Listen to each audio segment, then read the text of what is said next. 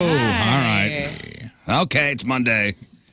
Webcams are on or off? What are they? They're in between. In between. They're, okay, they're in the in-between right now. Yeah, it's one of those things. Yeah. You leave on Friday, everything's working all right. You come back Monday. Sabotage. Somebody's sabotaging us. I really think so. His computer is off. Scott, you take care of that. I'm going to put you down, so talk to web guy Joe. I think we're... I bet it's those Convy brothers on the Courtney show coming down I think here. it's Donnie. Who can we make our scapegoat for Monday? Donnie or Liv. Yeah. Oh, definitely Liv, yeah. Just start mashing buttons. So we live, Scott, or no? Yeah, he said we're good. Okay. All right, now we're good. Pop up There we go. All is right with the world then.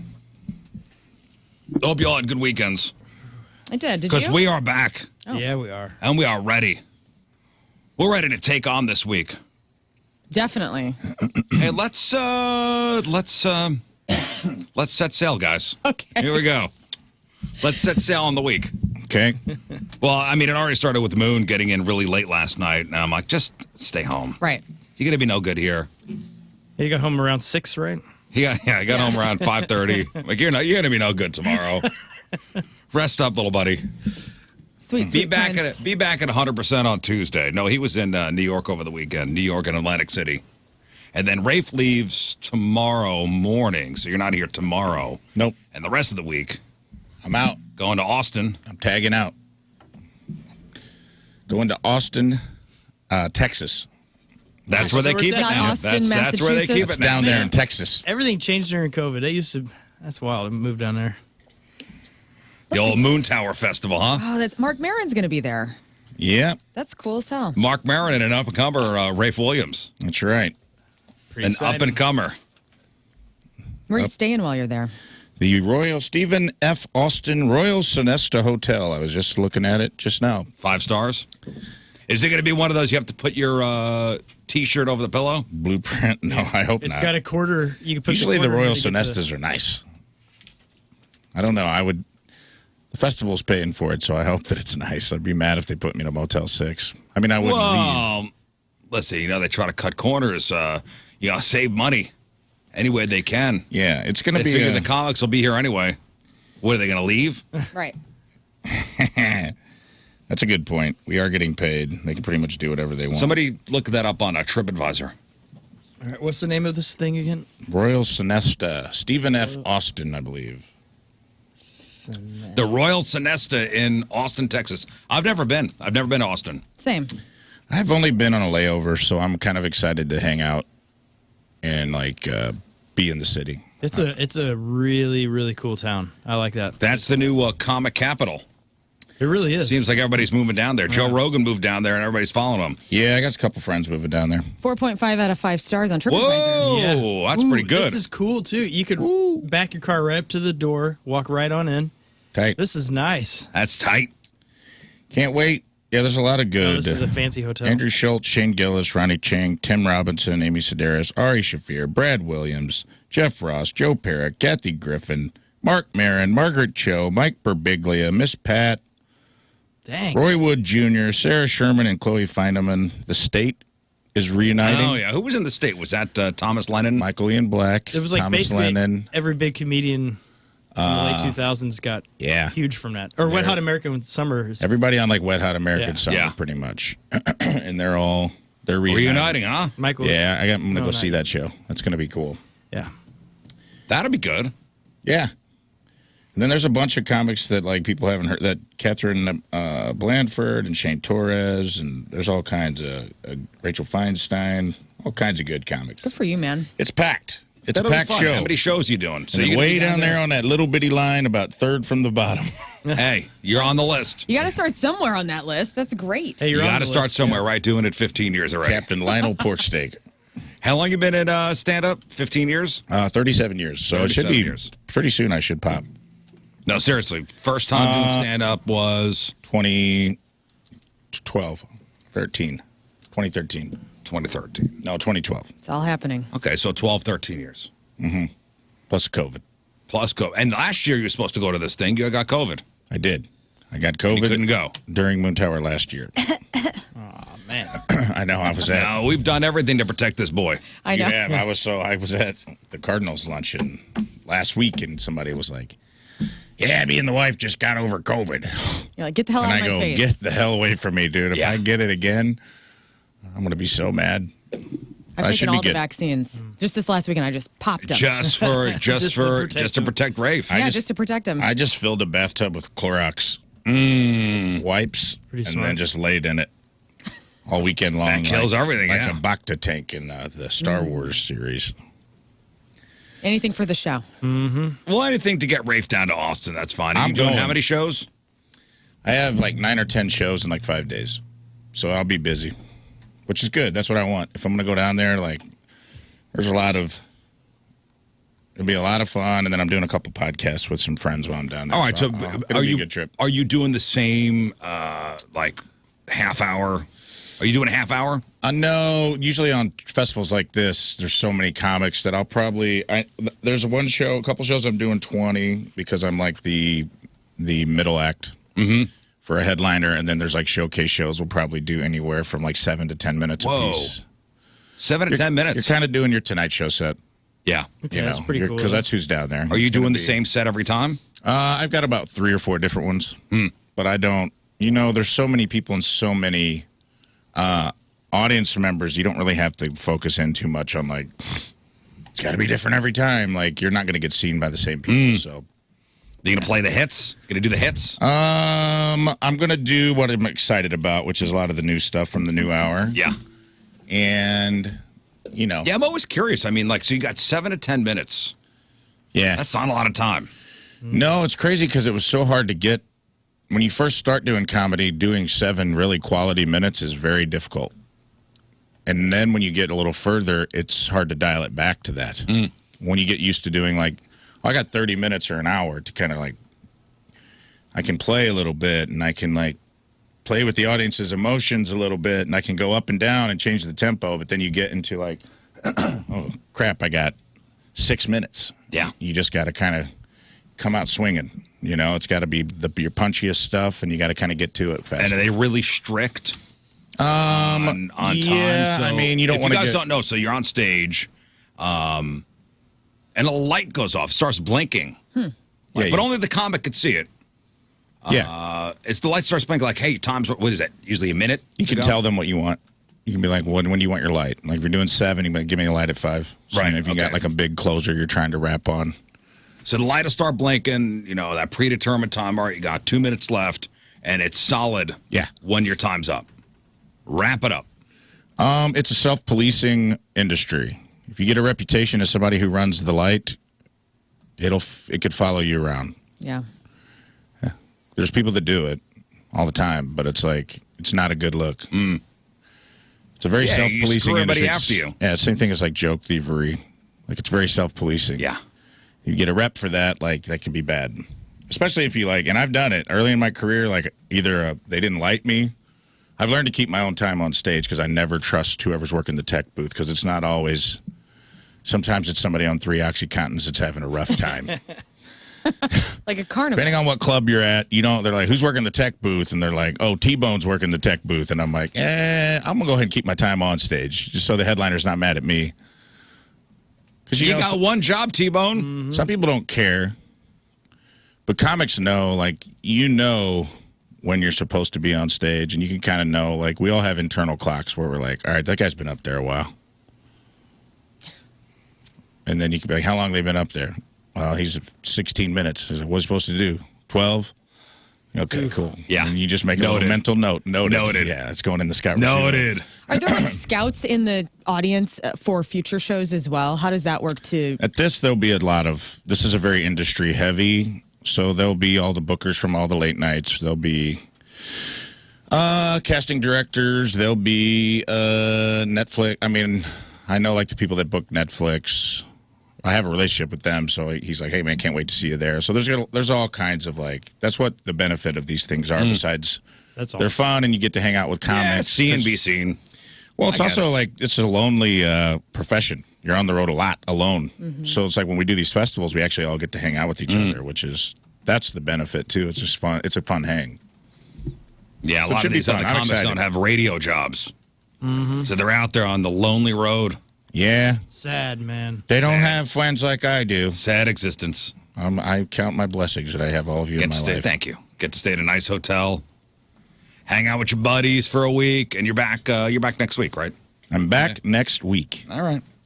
Well, today, being Monday, April 15th. So it's tax day. Mm-hmm. We know that. Today is a National That Sucks Day. Oh, that sucks. This really is a thing. So created by thissucks.com, after writers noticed history had a lot of bad things happen on this day. So April 15th, this day, this is the day that President Lincoln died. Right. This is the day that the Titanic sank.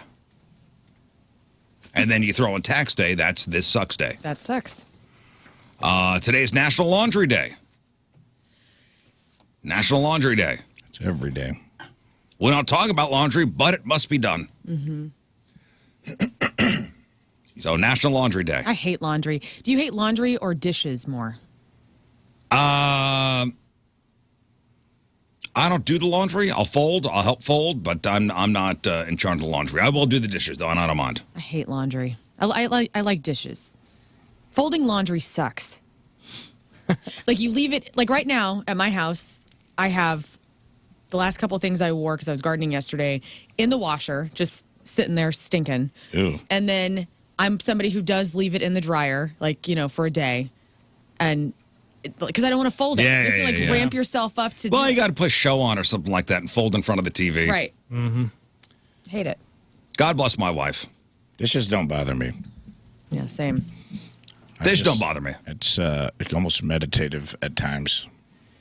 Plus, I like a chore you can start and finish. That's why I don't like laundry. Is I don't like a chore that makes me go to the waiting room. Mm-hmm. You know what I mean? Mm-hmm. Like, oh, doing laundry? Cool. For the next 6 hours, this chore is looming in the background of my life. I don't mind folding. I don't mind. It's the washing and the waiting and the putting it in the dryer and then bringing it up. Well, in my house, I mean, we got, 4 people in my house, and it's constantly going. Oh, yeah. I mean, you finally get it all done, and then there's a whole new pile. Yeah, and then, there's a lot of yelling. Bring your laundry down. Why is there laundry in that room? Constantly. Yeah. Constantly. So it's being done and over and over and over and over again. It never ends. Today's Jackie Robinson Day.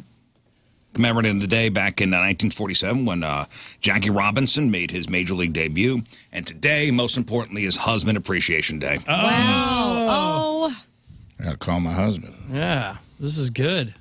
What Which do is you the day expect? today that ladies are supposed to show your man how much you love and appreciate him. Damn. Okay. You didn't know this? No, I didn't get him anything. Oh, that's interesting. Husband Appreciation Day. Totally not just made up by some guy who... Yeah. Who is named Scott Rizzuto. No, I He read needs a that little somewhere. Yeah. I read this. Yeah, it's on Don't Look It Up. Yeah, don't read look it it in a up.com. It's Yeah. a reporter that goes to a different school. Yeah. No, this weekend, I had a good couple meals this weekend. Ooh. Do you eating out? tell? Let me see here. Oh, man. We were down in the Loop on Friday. Mm-hmm. My daughter is obsessed with, like, this Asian hot pot thing. You heard of this? Nah. With like oil? What is it? No. Rafe, have you heard of this Asian hot pot? I have. It's like... Is it where you just boil things? Yeah. Yeah. It's fun. No. It's Okay. fun. No. It's almost like, it's not fondue, It's Asian fondue, It basically. depends too on. but it's close. Yeah, but it's pretty neat. I don't know. You It's can what make a it racket. good. What do you mean, what a Well, racket? you're doing all the work essentially. You're doing all the work. They put all the Well, then it items should out there. have been a perfect meal if you're cooking it. You're doing all the work. Yeah. It's supposed to be like you go there and it's like a communal, like everybody's, sitting around chatting. Yeah. It's supposed to be having fun. It's all about socializing. You throw stuff in the broth and it cooks Let the up. beef And cook for a while. Is it broth or is it oil? it's broth. Yeah. Okay. It's broth. And, you get the Rizzutos out, all 4 of us. Oh, and it's no. not, it turns into yelling. Pandemonium. No, I had a buddy when I lived out in LA. His job would take him out there every few months. Good old Kent, and he had like a crazy per diem, so we'd always go to Asian places, and we did the hot pot a whole bunch of times, and it was I think that company was good. In the right setting, it was really fun. You know, because he and I grew up together. We get to catch up. This was a brand new place. I mean, literally opened like last week. Ooh, how? My daughter saw it on Instagram or something, and she goes, "Hey, I would like to try this out." That's fun. And I said, "Listen, we got a free night, Friday night. Got nothing to do tonight. The next couple weeks in my house are going to be crazy. Let's all go down. The four of us pile in the old family truckster, head on down to Del Mar. Let's make a night of it, guys. Wow, let's go. go. Yeah, let's go." They're like, Dad, what the hell's wrong with you right now? It really was. I was like, wow, what's wrong with Dad? Calm down. He actually wants to maybe have some fun with us. Do you have some hard news that you need to tell us? Yeah, your mother and I have something to tell you. You know, kids, we love you very much, and we just want to know this is not your fault. Oh, God. That's how my parents did it. You know, it's funny. Every once in a while, I'll do that to the kids. I don't do that. It's awful. You do a fake divorce announcement to your kids. Yeah. You're clearly the worst. Your poor kids. What a man. relief. Are you bummed when they were excited about it? Yeah, they're like, finally, new dad, new dad, new dad. You're like, all right, that hurt a little. No, I'll say. Uh-oh, Dad found out about Mark. I won't say we're getting divorced. I'll say, kids, your mother and I have something to tell you. And just so you know, it's not your fault. What? We have to get up early tomorrow. Oh, no. Oh, thank God. I thought you were getting You just do the divorce prep. Yeah. I thought you went as far as to do I thought you went through with it. No. Had your wife sit there. No, that would be bad. That is going to You be. should see what they would do if you did announce it, like do a whole thing. You and your wife are in on it? You I think you'd down? be bummed. You don't want to find out. Oh, Let's I don't really want to do that. traumatize the hell I out don't of want to do them. that. I'll God. go right up to the line. And they go, oh, man, we thought you were getting a divorce. Man, I was telling Rafe a story the other day. My parents divorced when I was 5. My grandma, who never picked me up from kindergarten, came and got me from school. And then I walked into my bedroom, and my mom and dad are sitting there, which was weird because they never did that. And they sat there and they told me, hey, we're getting a divorce. You're 5 years old. You have no idea what the hell that means. But I remember it so vividly. So it does. It traumatizes the crap out of them. I would go right up to the line. And they'd be like, what? They don't, now they don't believe anything. Right. Now they don't believe anything I say. Kids, we have something to tell you. Is Grandma okay? Well. Yes. Well, we'll talk about this after dinner. Grandma's fine. You tell them, you go through with it one time, like, your mom and I I'm going to move into a hotel for a couple of weeks. And then, like, one of your kids is like, thank God I don't have to keep Mommy's secret anymore. Wait, what secret? What? What secret? Mom's been going on a lot of walks lately. So this place down, it's next to Vintage Vinyl. Nice. So got down there around 6:30. Feeling cool. It was a great Friday night was gorgeous. Mm-hmm. Wait, the hot pot place is down there? So it's where the old ice cream shop was. Because isn't that also where the melting pot? The fondue place is on Del Mar too, right? Yeah, that's Like right by Up a Schitz's, little. right? Or no, by the Starbucks. Wonder if they have like a turf war going on. Hot pot V. There's turrets out here, so maybe. I don't know, but this hot pot place is right. It's on the corner. So Vintage Vinyl's on the one corner. This hot pot place on the other. In the Oh, hippie okay. store. Like where the Commerce Bank used to be? I don't know what Okay, was you there. don't know. No, it's Looked nice. Yeah, the same set of buildings. I don't know. I don't think they were really ready to be open. I'll just say that. Oh, Scott R.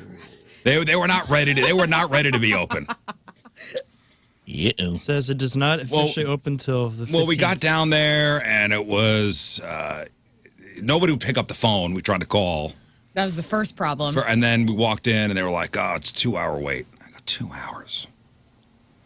2 hours. Go look at some records. Yeah. I'm like, we're not waiting 2 hours. What'd you do then? I'm like, let's find somewhere else to eat. And the girl's disappointed. She's pouting. I'm like, babe, little girl, 2 hours is a long time. Dad's starving. Oh. There's a lot of great restaurants around here. Like, we're on Del Mar. There's a lot of great restaurants. Let's figure out something else to eat. Right. So, I mean, there's Nudo House all the way down the street, but I did find a good parking spot, so I didn't want to leave that kind of area. Parking gods. The parking god smiled upon us, and we had found a good spot. I'm like, I don't want to get in the car and drive anywhere anymore. No. You know, it's good places. You ever been to Corner 17 across the street? No. Corner 17 is a hand-pulled noodle place. So if we want to stick with the Asian style, That place usually has a good, like, it seems like they move quick, but they have a line all the time in there. So, but they have a wait list. So you go on the wait list there. Oh, okay. So, and it's like a window, and there's a bunch of Asian people in there hand pulling noodles, and Yeah. if you're watching the webcams, I'm hand pulling you're noodles pulling here noodles. on Pulling This is some where- here in the stuff, you seat. guys. Imagine pulling noodles. And It's great. It's got good reviews. I've been there before. Excellent food. So I said, all right, let's go there. Fine. Put ourselves on the wait list. It was an hour wait. Okay, that's more reasonable. Let's go walk around. So we take them into Vintage Vinyl. I know, kids, I used to hang out in a place like this all the time. These are records, kids. They couldn't care less. Yeah. It was not for they were them. excited, huh? Not at all. Not at all. You might as well have taken them to a train museum. Yeah. Well, they haven't least those smoked weed yet. Once they get their first friend that they smoke the marijuana with, and they start getting into more music in high school, and then, Well, Kevin starts collecting. I said to the boy, I go, hey, I used to go when I was your age, 15, 16 years old. I would be down at the local record store. I would Right. sneak on down to Manhattan and go to all these really cool record stores in Greenwich Village. And he goes, why? The Babes were there. Yeah. That's where I would go scouting for dudes. He said, why? I go,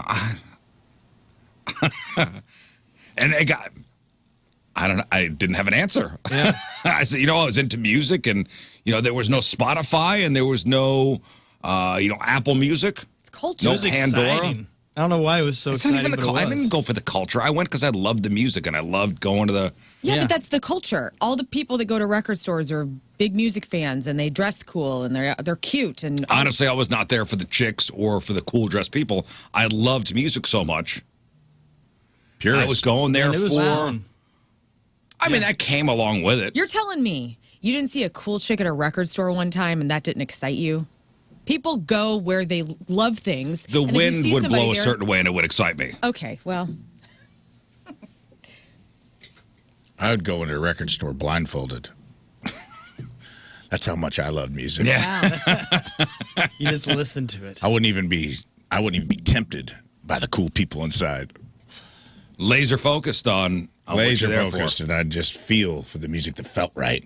And I'd, for. Right, yeah. There would be these, the big crates, and I didn't even have a record player. I just, looking for cool CDs or, cool bootlegs or imports and stuff like that. Go to some of these record stores that you'd find stuff there that wouldn't be at Tower Records or wouldn't be at Sam Goody. And they used to sell bootlegs at some of those places, too. Yeah, that's where I would go and buy bootlegs. Because Pearl Jam was the big one that they would record all their stuff and give it out for free or whatever. Or it'd be bootleg. like, Just sing it. the Indonesian single for Porno for Pyro's Pets that had a, live version of something on the B side of it. It was cool. I mean, Yeah. you go kind of spend hours Were the- rooting through some of that stuff. Were the employees cool at your record shop? My record shop was the shout out to Stick It in Your Ear. Those guys were awesome. They were so nice. They weren't the mean ones. You go in and they're snooty and they have like, oh, that's No, what they you're were into. snooty. They were snooty, but it was fun. It was just part of the thing. Yeah, the kids didn't. They just didn't. It didn't connect with them, Yeah. which was a shame. I wanted it to. Yeah. What'd your wife think? Was she looking at records? Did she care? She was at a record store? Not really. It was more me. It was just you. That's wild. It was more me. If they see you really enjoy it, though, there'll be a time in their adult life where they're like, Dad loved this place, so they'd sneak in there and start getting into it. Yeah, I don't know if that's gonna happen. like when you're dead. Yeah, my father When used you to take come yourself- here. Yeah, when they take my stuff there to sell it. Yeah. When they take all my CDs down there and they try to sell them. That'll be the next time they walk into that place. How much can we get for $3.11? $2. Yeah, they had a pretty good crowd in there, though. They had a pretty good crowd going in there just rooting through stuff. It was cool. And the music was cool. They played, and I hadn't been there in a while. Was anybody taking their best. senior photos at Vintage Vinyl? Was that a thing to do? Oh yeah, I mean that's still a thing. People go to. I've done a photo shoot at Vintage Vinyl before, but kids want to do their records or their senior pictures at record stores or somewhere cool like that, which I love. Not bashing it, but Man, that was always the coolest place on the planet, though. When you're coming up to St. Louis, you had to go to Vintage Vinyl. oh yeah, And if I saw a sticker, the Vintage Vinyl, that orange sticker, remember that they had? Or pink sticker. Pink, yeah. I'd see those in Springfield every once in a while and be like, dude, those That's a cool person. They know. Senior photos are always a weird thing. Oh, yeah. Maybe not anymore, but like back in my day, back in the turn of the century, it's kind of weird because it's like 17-year-olds, but there'd be some really sexy senior photos that like were kind of like, who wants to bang me on this wagon wheel? You know what I mean? Like they'd go. That's how mine. It's like kind of weird. It's like somebody. I remember like my friend who was. I mean, she was young. She was like on the hood of a car in like little Daisy Duke shorts, looking like the White Snake video. And I'm like, what dad does it work like? This is my little angel. Oh yeah, it's framed in his office. Check her out. Yeah, showing it to the fellas at work. Yeah, it was just kind of a weird. I mean, I have a shirtless senior photo, and my mom encouraged me to take my shirt off. It was just like me, and because the lady that took, I forgot her name. I think she was in West Frankfurt. Your mother made you take a topless senior photo? Yeah, dude, that's crazy, right? Like, were you just wearing jeans and boots? I was like wearing. I just remember the lady. I think her name was Christy. Gosh, I gotta look that up. Can we see the photo? Get that photo out, Jackie. And it was like I was sitting on a stool and I was taking some pictures, and the lady goes, "You want to do a few with your shirt off?" What?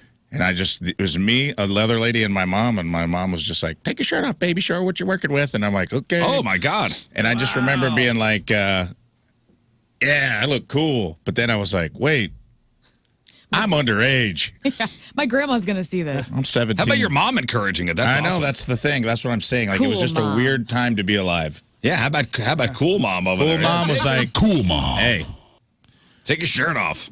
It's pretty neat. Should have said to the photographer, "If you take your shirt off." Yeah, I probably did. Yeah. That was the move. There was just a lot of like hypersexualized photos of. I mean, I guess it's like, was that the thing? Is that your parents know how hard dating is, and they're like, "Look, you're about to enter a whole new world. We got to get you started off right. We got to get some good," because there was no Facebook back then. Like that was your profile pic, right? It was your senior picture. Because I remember a couple of guys went to glamour shots, and man, rough. We didn't take any pictures outside of the senior pictures taken at school. Oh, really? New York didn't do that? Oh, really? Yeah. Oh, it was a Midwest thing. We had a whole photo shoot. Yeah, you have to go and. Oh no, we just had somewhere and. We would, and the then normal senior pictures. Your mom and dad would have to, buy a full page ad for the back of the yearbook and then put all of those photos in it. That was the move. So you could see how hot you actually are. That was a good class warfare thing. It's like how big your picture was. Oh, yeah. Was how much money your parents spent on it. We didn't do that, but I saw yearbooks like that. My parents did a half page. Yeah, like Tiffany's, Tiffany's dad is a doctor. That was the thumbnail you needed. Tiffany had the big, the one sheet. It was just her face. The whole page. Up. Right. Yeah. Yeah, Brad's like, Rizz is constantly showing his kids things he loved as a kid and is constantly disappointed at their reactions when when will he learn? Thanks, Captain Obvious. What you got to do is find out whatever they're really into and take them somewhere and be like, this is what I used to be into. So then they're like, dadgummit, I got to switch things up now. I got to get into music or something. Do they ever take you to what they're interested in and let them kind of lead? Yeah, he makes them leave. What do you mean? I don't know. Like, do you let them, Dad, we're going to pick the movie tonight. You have to watch it. We were on a mission to go to an Asian hot pot place for my daughter. I know. I'm not talking about this weekend. I'm saying, have they ever done that? Where you get to kind of, or they get to pick the day. Well, I guess your daughter wanted to go to this Asian noodle place. So yeah, my son will be like, hey, let's go see this Monkey Man movie. Okay, let's go. Right. And you're into that? Cool. I'm constantly, why can't it be about me? I don't know, because you're the dad. I don't know. I'm driving these kids around to hockey and cheer all the time. Hey, for 10 minutes, let's go to Vintage Vinyl. Yeah. That's like did you ever have the people that went to glamour shots? My mom did. Made me laugh so hard. My mom wore that exact hat in her glamour shots and had her boobs out. My sister was like probably 14 or something, and she had the fur, the whole thing. For senior pictures? Incredible. No. For glamour shots? Yeah. Glamour shots. That's fine, but there were people that went there for senior pictures in the mall, and I was always like, man, it's like that soft.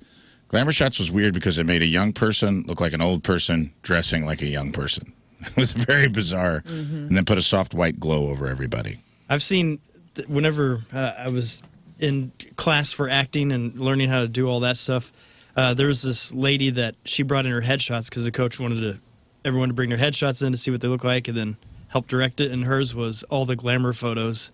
So cheesy, so amazing. You're not booking a single thing with that. Yeah, well, glamour shots had its time. So no, we went to Vintage Vinyl, and man, we had when I first started this radio station, we did so many in-stores there. And Yeah. I remember doing a live remote. This is back in 2003, doing a live remote out in front. I forget what record came out, but it was a big deal. Yeah, Marilyn Manson was there one time, and Tommy Lee. We did an in-store there, and I remember the governor at the time. It was Bob Holden was the governor of Missouri back in 2003, and he was campaigning out there. Right next to Vintage Vinyl used to be, what was it, Sunshine Daydream? Mm-hmm. Oh, yeah, it is gone Still, now. is it gone? It's not. It's not next to Vintage Vinyl anymore. I think they moved down the street. Okay. But I remember the governor walking around. I remember taking my picture with the governor, sending it to my mom. I go, Mom, I'm here like 3 months, and I've already got my picture with the governor. I've made it. I made it. This is going to work. The governor of Missouri. Woo! Look at me. And I remember he walked into the Sunshine Daydream, not realizing it was a head shop, and walked out immediately. That's walked in, and then... Well, he probably goes there normally. Then he's like, "Oh, camera crew's Hey, here." Bob. And then walked out, within 3 seconds, not realizing it was a head shop. But so we went down to one of these clothing stores, one of these hip, like, secondhand stores. Mm-hmm. That was all right, just looking around. Our time was coming up for corner 17, so I'm like, all right, let's start making our way over there. We walk by the hot pot place again, and I go, let's just give it another shot. Mm-hmm. This is why we came down here. And we walk in, they said, okay, we'll give you the next table. Oh, here we go. We're hot potting it now. Here we go. Hot pot. Potting it. So we sit down, and nobody explains how anything worked. Mm-hmm. Like, I don't know. Am I just throwing the meat in here? Yep. Am I just throwing things in? We didn't have any utensils. Yeah. We had to beg for water. I said to the waitress when she finally came over, can you explain how this works? She goes, I've never done this before, and walked away. Right. Well. All right. So it was an experience. Let's just say that. Okay. So you got to go back to see if they get improved and try. I don't think I'm going to go back. Okay. They've only been open, like a couple of days? Yeah, it's fine. You got to stop going to brand spanking new places. No, it was fine, and I wish them. There was a table full of Asian people next to us. We're having the best time ever. Gotcha. They knew how it worked. I guess if you know how it works, they just seemed a bit overwhelmed. That's what it was. I get it. It's the first couple of days open. They were overwhelmed. I'm going to give it a. I gave them grace. Okay, good. And 20%. Nice. And a 20% tip. So. All right. And it wasn't that expensive either. You know what I did this weekend? I met some mini horses at the R&R Ranch out in Wildwood, actually. Yeah, the corner of the corner of Wild Horse and 109. Yes. Yeah. Guys, They have it like a tour was there? incredible. It's free to go. You just reserve it. This family, they have like a $1 million house. They've built this barn where they rescue all these mini ponies and whatnot. And it was the most adorable damn thing I've ever seen in my life. They had like a cop, letting you in, and it's a gated community, and it's beautiful. These horses are living better than most people in America. Oh yeah, that's a great is place. Stunning. I haven't been in there. Heating, air conditioning. The barn was the cleanest barn I've ever seen in my life. Oh, did you see that guy's car collection? No, didn't see that. All right, that's the place I'm talking about? Yeah, because he has like a 95 Geo Metro. No, that guy puts his cars out sometimes in their little circle driveway. Yeah. You could see. Yeah, this family's cool as hell. He's got some sweet cars. I wanted to ask the lady so bad what she did for a living. What do you do? How is this your life? What have you done in your life where this is what you're working with? She invented the glamour shot. She probably did. Yeah.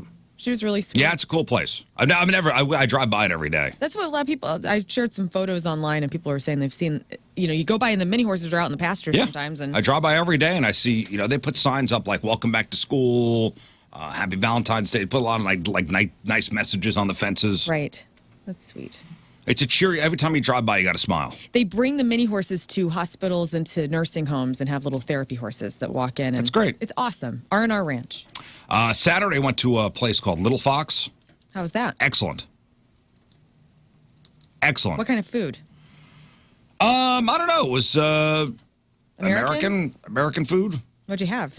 It was one of those little plates. Tapas? Yeah, little plates you kind of share. It was another couple. Yummy. We were planning to go out for a while, and it was one of these places I wanted to try. It's called Little Fox. Highly recommend. And then on Sunday was my daughter's cheer banquet. So it was the cheer banquet, the big year-end cheer banquet. They're all going to Orlando in a couple weeks for the big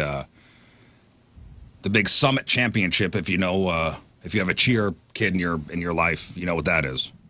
That's the big year-end competition where everybody from around the country goes and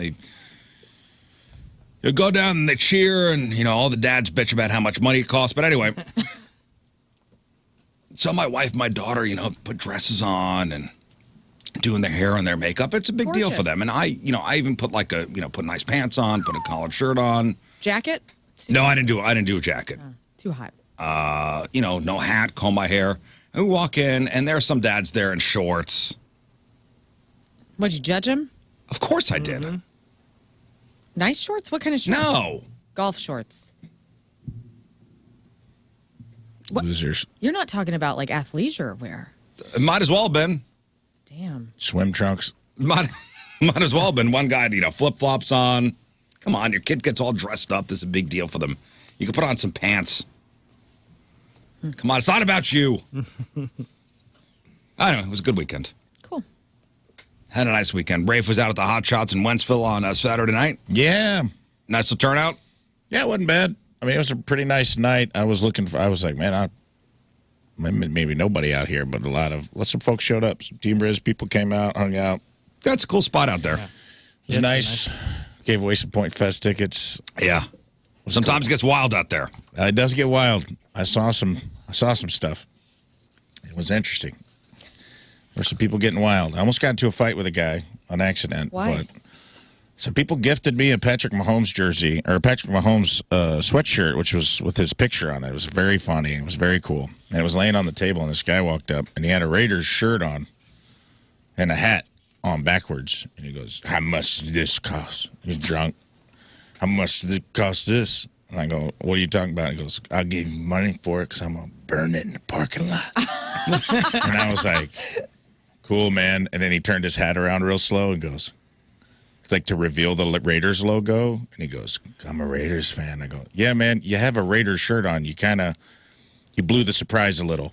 I already knew with the giant Raiders emblem on your chest. And he goes, oh, yeah, I forgot I had this shirt on. I was just like, this guy sucks. And then I was like, all right, man, well, good talking to you. And he's like, nah, this conversation's going to keep going. So he's just like, I want it. Give it to you right now, dude. Right now, $180. I go, weird amount to offer. Why not just $200? And he goes, 180, I'll burn it. I'm going to burn it. And I go, hey, man, a person literally just gave me this. It's sitting right there. Like, I'm not going to sell you my Mahomes shirt. That would be awesome. In front of the people who just gave it to you. Can we just wrap this up? And then he goes, listen, I'm talking real cash here. And I go, hey, man, no offense. I don't think you got $180 on you.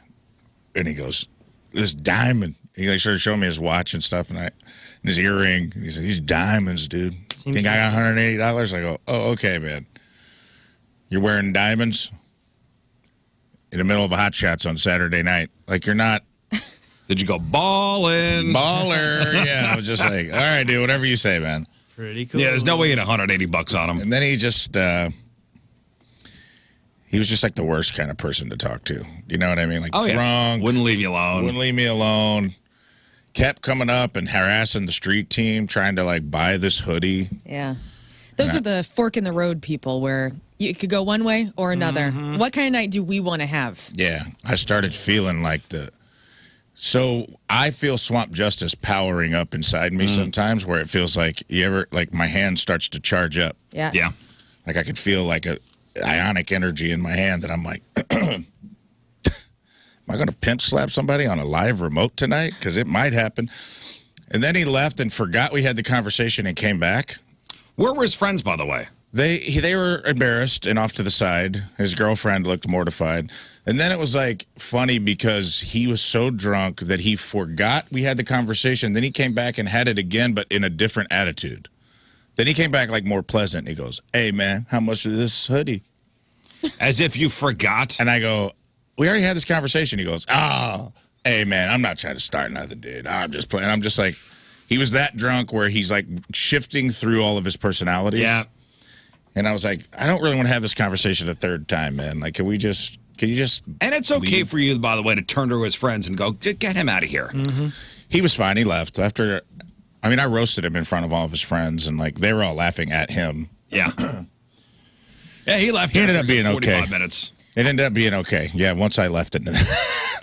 I had a similar swamp justice situation because on Saturday morning, I woke up and I'm on my deck having coffee, and all of a sudden the neighbor behind me starts screaming at the top of his lungs, like emotional overload, like F this, like he was yelling at someone. It started like 10:30. And I went out to the edge of my fence and I was kind of like trying to figure out who he was yelling at, and couldn't figure it out. And then he stopped. And then about an hour later, I'm back outside and he's yelling again. And it was like on top of the hour, every hour, this dude was screaming at somebody. And so Saturday, just let it go. And then on Sunday, yesterday, I was out gardening. I got these raised beds that Tim got me for my birthday, and I was filling them up. Dude is screaming again at someone. So again, go out, try to figure it out, because I don't know. Was it a domestic thing? Well, that's what I was trying to understand. I didn't know if he was yelling at a television. I couldn't hear anybody else. And so I was like, should I call the cops? Should I yell back? Because I was getting pissed. Because it was just too much. And I get real triggered because, like, when you grow up in a house where people yell, or, you know, you've had a situation where somebody's yelled at you like that, you just feel it like that. Like Rafe said, the swamp justice just starts to, like, go up into your throat. And I want to start getting lippy as well, but I know that's not the right thing to do. And so anyway, he stopped, luckily, and I didn't have to. So you don't know what he was yelling about? I don't know. Oh. I know. If it happens one more time, I'm calling the cops. One more time. Or I'm leave us walking all by. hanging. I know. Ah. I know. I would like to reiterate that was one sore spot at an otherwise wonderful night at Hot Shots. Oh, good. I don't want to besmirch. No. The Wentzville Hot Shots. I had a great time out there. Everybody was super sweet. All the Rizz people that showed up were awesome. I love it up there. That's It's the big 10-year anniversary of that place being open. Yeah. They said that's deal. like the big one. That's the number one earner. That's the spot. That's the castle on the hill. Yeah, that one's the giant. And I could see it. People were like, it was a place where when people walked in, they were regulars. Yeah. They were known. They were high-fiving the door guy. And I'm like, these people all know each other. Yeah, This is like that's a good spot. It's big. They got a nice patio outside. Yeah. Yeah, that patio is cool. Yeah. A lot of cool stuff. A lot of room for activities back there. Oh, yeah. You guys know about the April theory? No. I don't know. TikTok is all about this thing called the April theory after a woman's video went viral. Basically, she says January, February, and March are all tough months, but April is when things should start looking up. So I don't know. If you're feeling down, here's the April theory. April theory is when life starts to get good. Spring is starting in April. The weather gets nicer. Energy just shifts. I don't know about you guys, but I've felt it. So if you've been feeling really stagnant in life, trust me, this is the month when things are going to get really good for you. Things are warming up just in time for summer. This is when the little buds on the trees come. January, February, and March was all preparation for what is about to happen in April. Yeah, Nice. there you go. You mean spring? Thank you for that. What's a new thing Yeah. you discovered this year? The April theory. Things are turning around, guys. When's that start? It's April 15th. Now. Tax day? Tax day. You're getting audited. Congratulations. New year, new you. Well, things are not looking up for this one guy from Overland. I'll tell you this. This is something from over the weekend I saw. What? Kind of making national news. Has someone sought your counsel, Scott? Yeah, well, I don't know. I like to help when I can. All right. Well, you might be able to help this guy out. Yeah. Listen closely. Headline: Missouri man stole luxury vibrators worth more than $1,500. Hero. Okay, I can explain. Hero, no. This lady. What ladies are you helping, sir? This is like Robin Hood for vaginas. A Missouri man is robbed from the rich and give to the poor. Yeah. Yes. Not everybody can afford a luxurious vibrator, Rizz. Missouri man is facing a felony theft charge for allegedly swiping 8 luxury, and they emphasize luxury vibrators from an adult store and trying to fence them via Facebook Marketplace. 34-year-old Christopher Michael Booth from Overland, Missouri, Yeah. was named in a felony complaint charging him with stealing the vibrators valued at a combined $1,539.20 from a Hustler Hollywood outlet in Berkeley. We'll call this guy Throbbing Hood. Throbbing Hood. Yeah, I like it. Berkeley, up 170. Yes. Been there before. Yep. Berkeley? Great store. I lived in Oh, Berkeley. you've been to that particular I have been. Yes. Hollywood, Hustler Hollywood? Yes. Yeah, that's the fancy one. The sex toys, which retail for about $200 a piece, are manufactured by Lilo, a Swedish company that advertises itself as one of the world's leading designer brands for intimate lifestyle products. Christopher Last month, allegedly took the vibrators from a display, placed them in a white trash bag, and raced out of the store. Employees told cops they recognized the suspect because he had been in the store a day earlier and had argued with them before being asked to leave.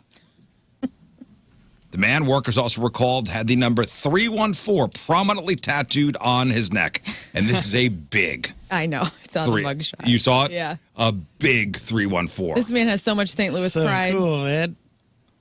I mean, it is a giant 314 tattooed on the front of his neck. Isn't it like Old English? Yeah, terrible. Gosh. Items consistent with those stolen from the store were later offered for sale on Facebook Marketplace under his Facebook profile. Christopher's rap sheet includes multiple theft convictions, so... That's a bummer. There we go. Overland in the news. Hey, I'm glad we made it, National news. Congratulations to Christopher Booth. That's not, I guess... That's not what you want to be known for, huh? I wonder what happened to my buddy. I just haven't seen him in a while. But if you're going to be known for a crime, this is the one. Yeah, it's stealing. It's terrible. Don't steal. But you're stealing vibrators to sell to women. Sell to anybody. I don't know if to whoever wants to buy them. To people in need. And it's dishonest. It's not right. It's not right, but gosh darn it, there's worse crimes you could be committing. And Robin Hood.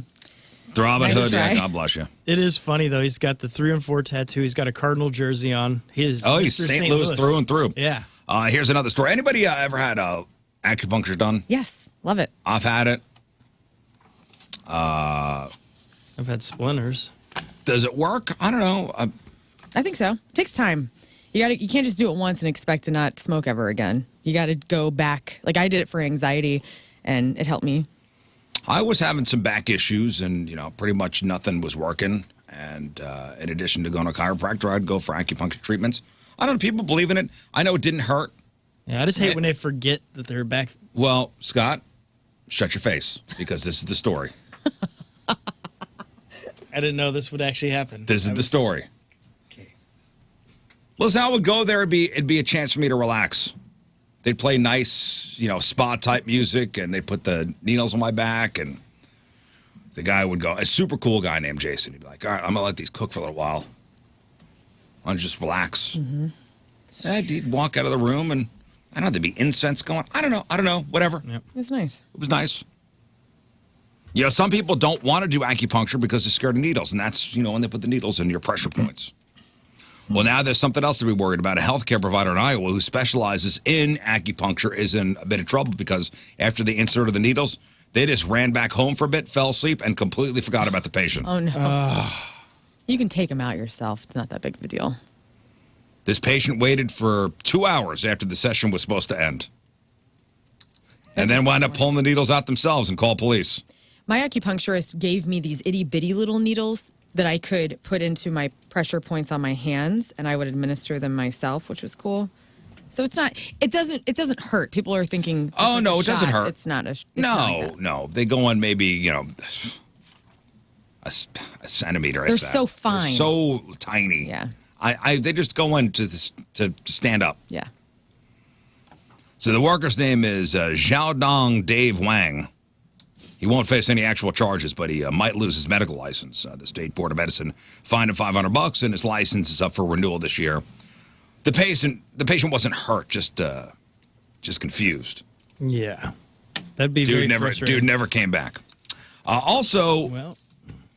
People are obsessed with how tipping culture is pretty much out of control. But sometimes it has a bit of a negative quid pro quo vibe, or it's just like straight up extortion. For example, an airline passenger said they were at a United ticketing counter in Newark, New Jersey, at the airport last weekend, and the agent said their check bag was a ½ pound too heavy.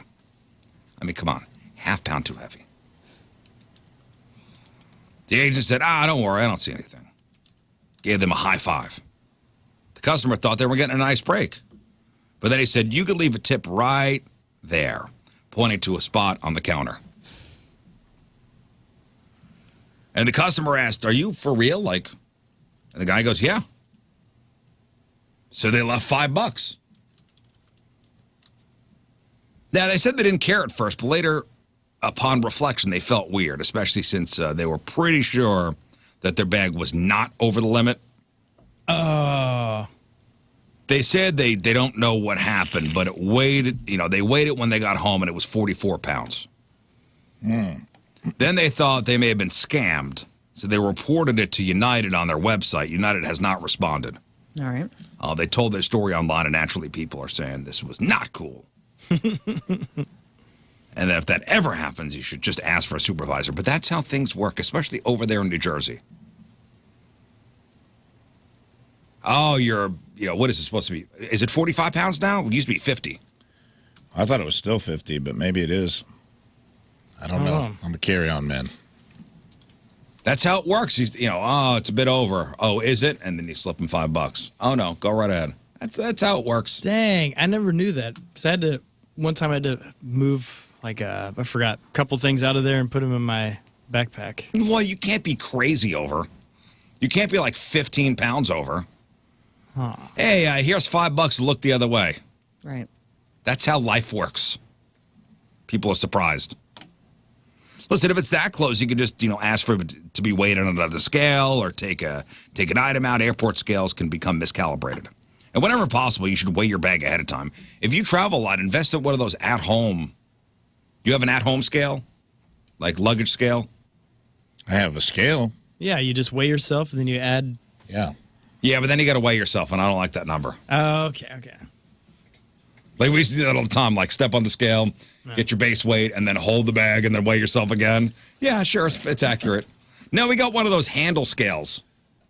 It's like $5. Like the fishing?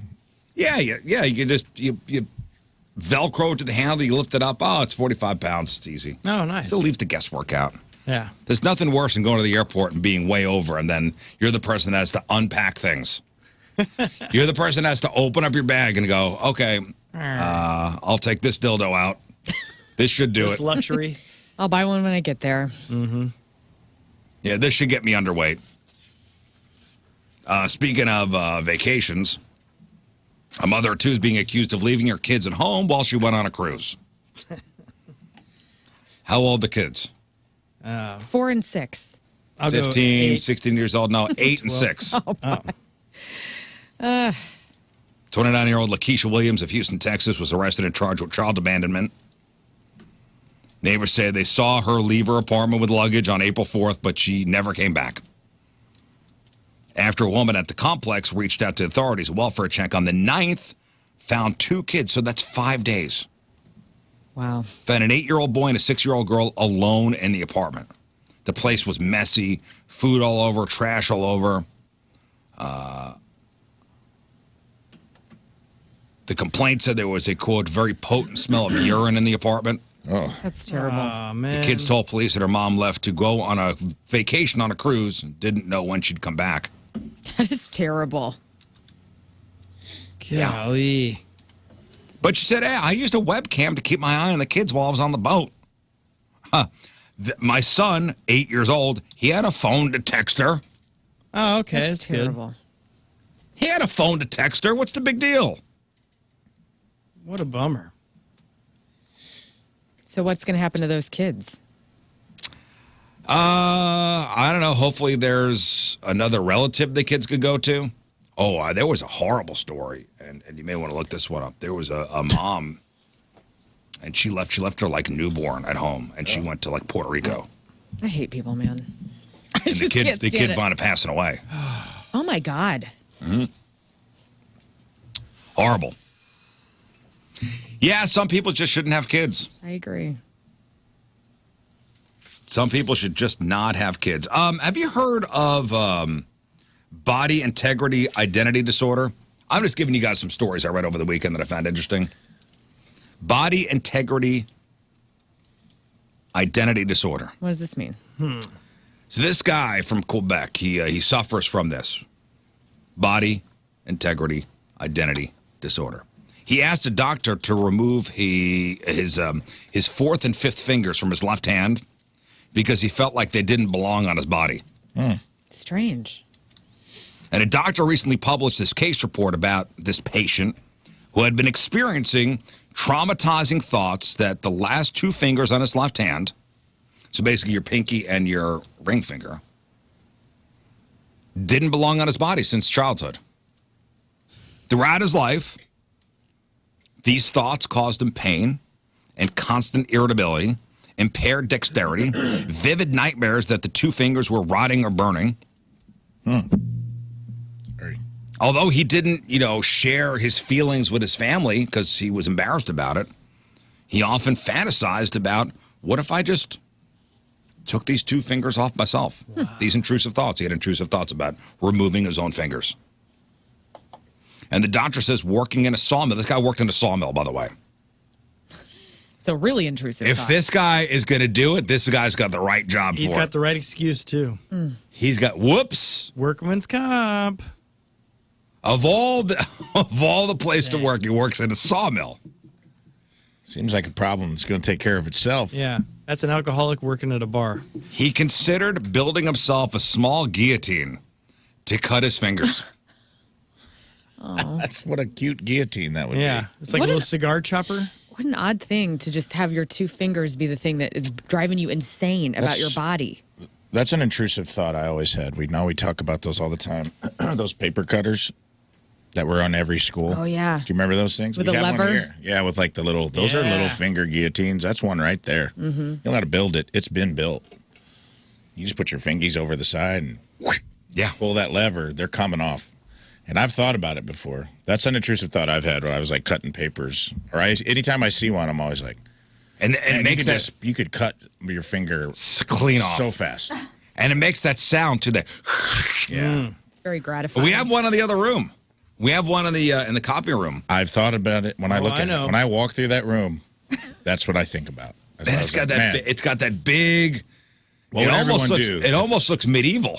Right. It does. And I'm like, what would everyone do if they walked in here right now and I was just taking a pinky off? They're like, what? He's wild. That's what this guy should do. You don't have to build a device. It's been built. Yep. Well, he wanted to build himself maybe a little finger guillotine. With a little basket to catch him. And he says, the doctor says he was aware self-harm wasn't a safe solution and could have repercussions on his relationships, his reputation, and his health. He couldn't imagine himself living for the years to come with those fingers. And they took brain scans, and they said his brain scan, his image looked normal. He was offered non-invasive treatment options like, behavioral therapy and antidepressants and antipsychotics and exposure. I don't know what exposure therapy would be, but none of these things proved successful. Following a psychiatric exam, the patient was deemed capable of requesting a voluntary amputation and referred to an orthopedic department. I don't know what doctor would do this. It was ultimately decided that the removal of his two fingers was the best way to help him. Are you serious? Yeah, these are doctors that need to no longer work in that industry. And he went to the doctor, and they took two fingers off. No. So he did get rid of them. He did get rid of his fingers. Dr. Nub. Paging Dr. Nub. Oh, my gosh. That's wild. They call me Dr. Nub. All he had to do is probably go to some place that is, like a third world country and go and help feed people and do something. And all of a sudden he forgets he even has these finger issues. He's got bigger stuff. He went to the doctor, and they took off his pinky and his left ring finger. What if he decides that the nubs now are still problematic? Yeah, what's next? What they're saying is his post-surgery, his nightmares stopped immediately, along with emotional distress. Wow. This is a shameless way to get money. He had constructive life plans, reduced anger, improved well-being with family and work. No regrets were expressed. He is now living a life free from distressing preoccupations about his fingers. And all his symptoms related to body integrity, identity disorder have been resolved. Congratulations. The amputation enabled him to live in alignment with his perceived identity. Okay. Okay. Well, that is, you might want to get a second opinion sometimes when you go to the doctors. He went to all these battery of tests, and no one told him to go help others, and all of a sudden you forget. I don't know, Scott. Okay. Get outside yourself. Went to the doctor. Don't focus too much. No one prescribed philanthropy, no. It's weird how it helps. I got a prescription for philanthropy. Sir, this is a Walgreens. Well, can I help? Yeah. I mean, I guess it's a victimless crime. It's his fingers. His fingers. Well, I mean, we're doing all kinds of voluntary stuff these days, so like fingers seem like that's small potatoes. If they're really bugging you, small potatoes, right? Yeah, I mean, probably never played the flute, at least not well, but maybe. Mm-hmm. Well, with that being said, headline: Woman bites a fellow gym goer's finger off for taking too long on an exercise machine. Now, see, why couldn't these two people meet? So I'm saying, if these two just would have got together. Imagine biting someone's finger off and they're like, thank you so much. That has been bothering me for 20 years. Mind doing this one? A fight broke out at a gym in Mexico City. It was over the leg press machine. Somebody was taking too long. Cool Everybody always wants on that thing. Somebody was taking too long. It's probably a full stride elliptical. I get that. I thought about biting some fingers off. And there is video of it. A 44-year-old woman, a 66-year-old woman. The 66-year-old woman was on the leg press machine. The 44-year-old wanted to use it. They got up into each other's faces. Hair pulling. Next thing you know, the 66-year-old woman bit off the other woman's finger. I guess if you're in a fight, though, you do think, what does the world's best boxer do in a situation? Well, what's crazy is the 44-year-old, the woman who got her finger bitten off, didn't realize it right away. And then they were pulled apart, and then somebody was like comforting, like, hey, it's going to be all right. And then she looked down, saw like the tip of her finger missing, and passed out. Isn't that weird how that works? Where if you don't realize that you've been cut until you see it, you don't realize it. Yeah. Because the adrenaline is going. It's odd. Photos taken after it, show the woman's right hand with the tip of her little finger missing, like enough where they showed it in a plastic bag with the red nail polish, like still on the nail. Ugh. What kind of chompers does that lady have? That's impressive. To bite a finger off? That seems tough. Ooh, that probably crunches too, right? I would think to tear through flesh. Thank you. To bite down far enough to tear through the flesh. And then you got to spit it out. Well, it's kind of like, have you ever bit a chicken tendon or something? Or like the little joint, like on a wing? Yummy. Thanks. Well. Can I get a bucket of chicken tendons? I'm a freak. Like probably the crunch of it. And there's there's bone in there too. So you got to take the... I don't know if she completely unsheathed the skin from the bone. Either way, the woman looks down, she goes missing part of her finger, she passes out. They're not sure if they could if they reattach it. I don't read if they reattach it or not, but there you go. Man. Listen, I read this stuff for the weekend. I got to tell you guys about it. Thank you. Thanks for reading it so we didn't have to do it. Yep. Yeah. I read because you guys don't have to. I just hope that was her tushy scratching finger. Or so you guys don't have to. You got a tushy scratching finger? Well, I'm in hopes that lady did. That was the one. Yeah. Her pinky finger. Got ya. You bit that off. Ew. No? No. That's all right. All right, today's Team Rizz Member of the Day is brought to you by Hot Shot Sports Bar and Grill. St. Louis is home for Blues hockey. From St. Louis, Joshua Smith is our Team Rizz Member of the Day. Josh has been a listener of the Rizz Show since day one, attends as many Rizz Show events as possible, loves the first hour of the show, and we just kind of chop it up, loves how we interact with listeners and how much we support the St. Louis area. Josh is a longtime collector of Rizz Show merch and appreciates how the show continues to keep Jeff's memory alive and strong. Well, Joshua Smith from St. Louis is our Team Rizz Member of the Day. Get super sweet Team Rizz Member of the Day soccer jersey. Get yourself signed up, 1057thepoint.com/Team Rizz. So you're saying her stinky pinky. Yeah, yeah. Like, it's my stinky pinky. It was in your mouth. Gross. Like, it's not bad enough that somebody's biting a finger off of another person. It's her stinky pinky. Yeah. I like your brain. Thank you.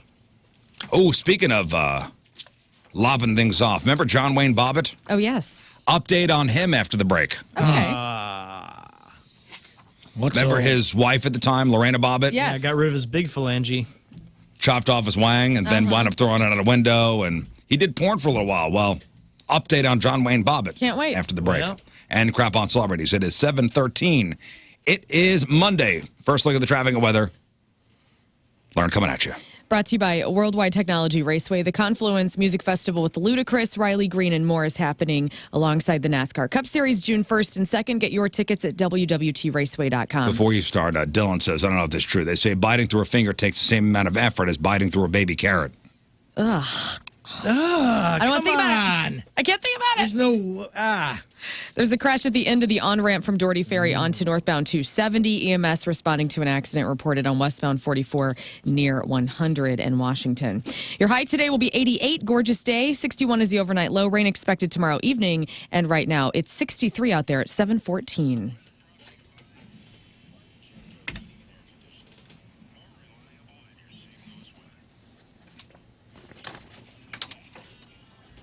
All right, Lern, what do you got? Why does Maynard hate us so much? A Coachella recap. Is this band name really worth all the legal obligation? And can you imagine what James Cameron and Bill Paxton were like on PCP? We're going to talk it out. All right, we got that. We got your crappy birthdays. We got the porno birthday and John Wayne Bobbitt.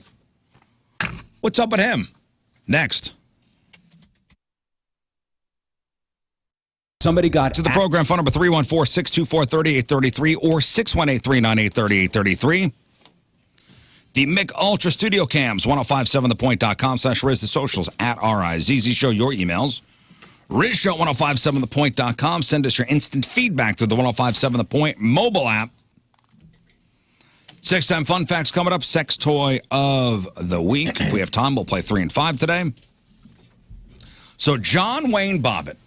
What do you know about John Wayne Bobbitt? His penis was cut off by his wife, Lorena. Mm-hmm. And that was back in the 90s, right?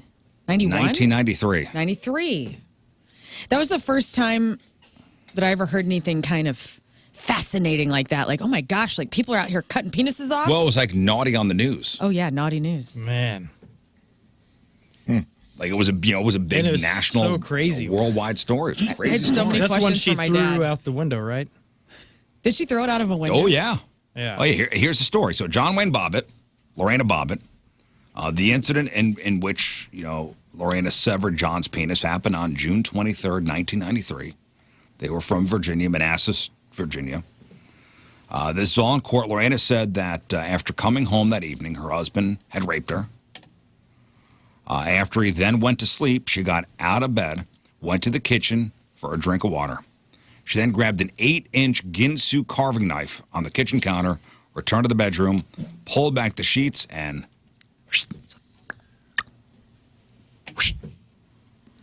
cut his dong off. Mm-hmm. After this, Lorena left the apartment with the severed penis and drove away in her car. After a length of time driving and struggling to steer with one hand due to holding the penis with the other, she threw the penis out a window into a roadside field on Maplewood Drive. She eventually stopped the car, called 911, telling them what had happened and where the penis could be found. John's penis was found after an exhaustive search, which I'm imagining how that went down. Mm-hmm. They called mushroom hunters, probably. Yeah, that's good. Was he charged with rape? So the penis was found. We'll get to that in a second. So the penis was found, and after being washed with antiseptic and packed into saline ice, it was reattached in the hospital where he was treated. The operation took 9.5 hours. John went on to star in 2 porns. Sounds like he wasn't charged. And said back in 2018 that his penis is, quote, back to normal. Also went on to accumulate a record of serious abuse allegations and some other criminal He's a convictions. trash He's person. not a great guy. Well, if he sexually assaulted her and raped her, then, I mean, yes. Yes, Well, Lorena. they found Lorena not guilty. Yeah. Wow. Okay. Reason of insanity caused by an irresistible impulse to sexually wound John. As a result, she could not be held liable for her actions. Whoa. Under state law, she was ordered, since she pled insanity and was found to be insane, She underwent a 45-day evaluation at a state hospital, let go, and 6 years after the incident, they wound up actually getting divorced. So I don't think they were together, but yeah. So it didn't work out. Oh, I'm sorry, 6 years of marriage. So they wound up getting divorced. God, that's how hard it is to get divorced in our country. They divorced so the incident happened in 93. The divorce happened in 95. 2 years. You go before a judge. I'd say that's an irreconcilable difference. I would think so. So Lorena, after the trial, she attempted to keep a low profile. I think she went back to Ecuador, which is where she was from. Back in 97, she made news again when she was charged with assaulting and punching her mom. Wow, these two. They're on a... Huh. Well, what's up with them now? Well, what's up with John? Well, I remember I said John went on to do porn. Yeah. When she threw the penis out the window, it did hit another guy's windshield, and he thought there was a very well-hung mosquito. That I figured it whistled. that was my favorite. There was a lot of John Wayne Bobbitt jokes flying around on the playground back in the 90s. Oh, John tried to generate money from his own, he formed a band called The Severed Parts. Oh, boy. Wow, so cool. And then I guess he did porn back in 94 and 96. Well, here's what's going on with John now. He had his toes amputated. What, has he got the beaties? What's up? Oh. John Wayne Bobbitt has had his toes amputated. He's 57 now. Was diagnosed with toxic peripheral polyneuropathy. Oh. And he said due to his time at the infamous military base, Camp Lejeune in North Carolina, I guess it was because of contaminated water, he got this, whatever he got. He saw the commercials, and he said, wait a minute. He's had multiple operations during his last surgery back last year. He had his remaining toes amputated. And he's got like club feet now. He's got no toes. Well, maybe he can do some foot porn. Yeah, he can now... Since that's kind of his sequence of events. He can kick the coffee table and not get hurt. And there are pictures of his feet, too. He's like sitting on a looks like a couch with his feet, with his legs, legs out, and you can see he's got no toes. So I think this guy is such a piece of trash that his own appendages want to get away from him. That's a good point. Slowly but surely. They're like, we're out. Jumping off. You know what? Penis had a good point. Let's get out of here, guys. Let's follow the leader. He also says that because he was at Camp Lejeune, and we've all seen the commercials. Right. Yeah. Like if you were at Camp Lejeune and you had contaminated water, you could be entitled to money. Right. He says because of that, so he lost his toes because of Camp Lejeune. He says also,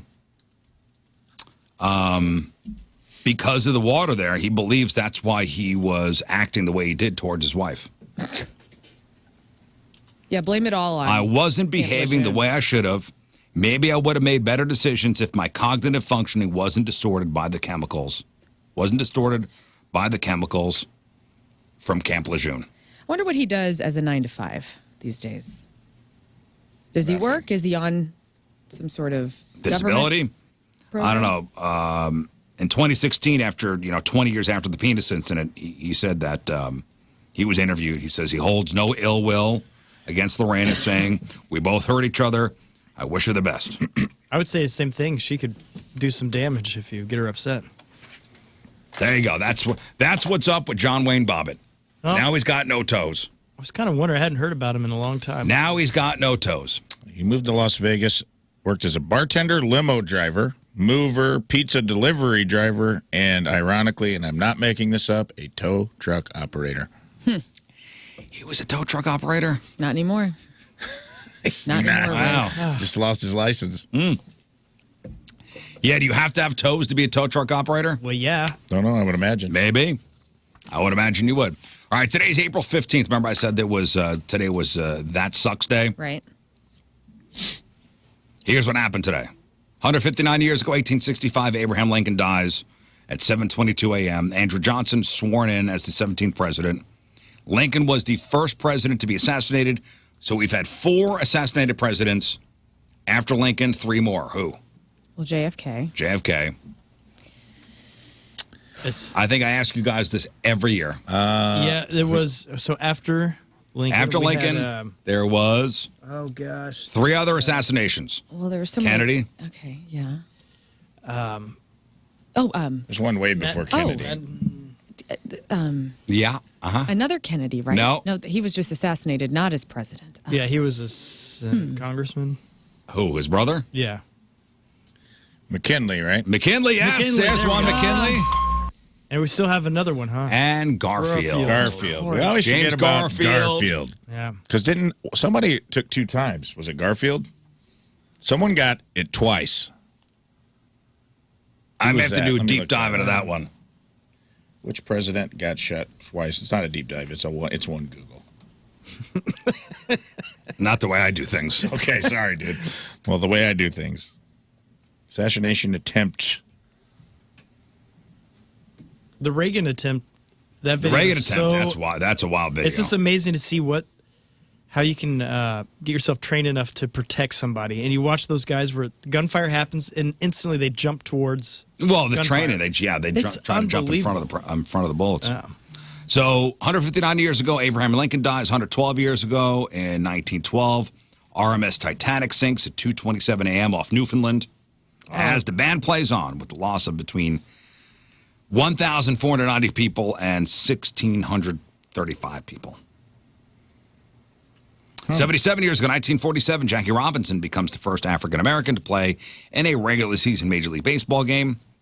69 years ago, 1955, Ray Kroc opens the first McDonald's restaurant in Des Plaines, Illinois.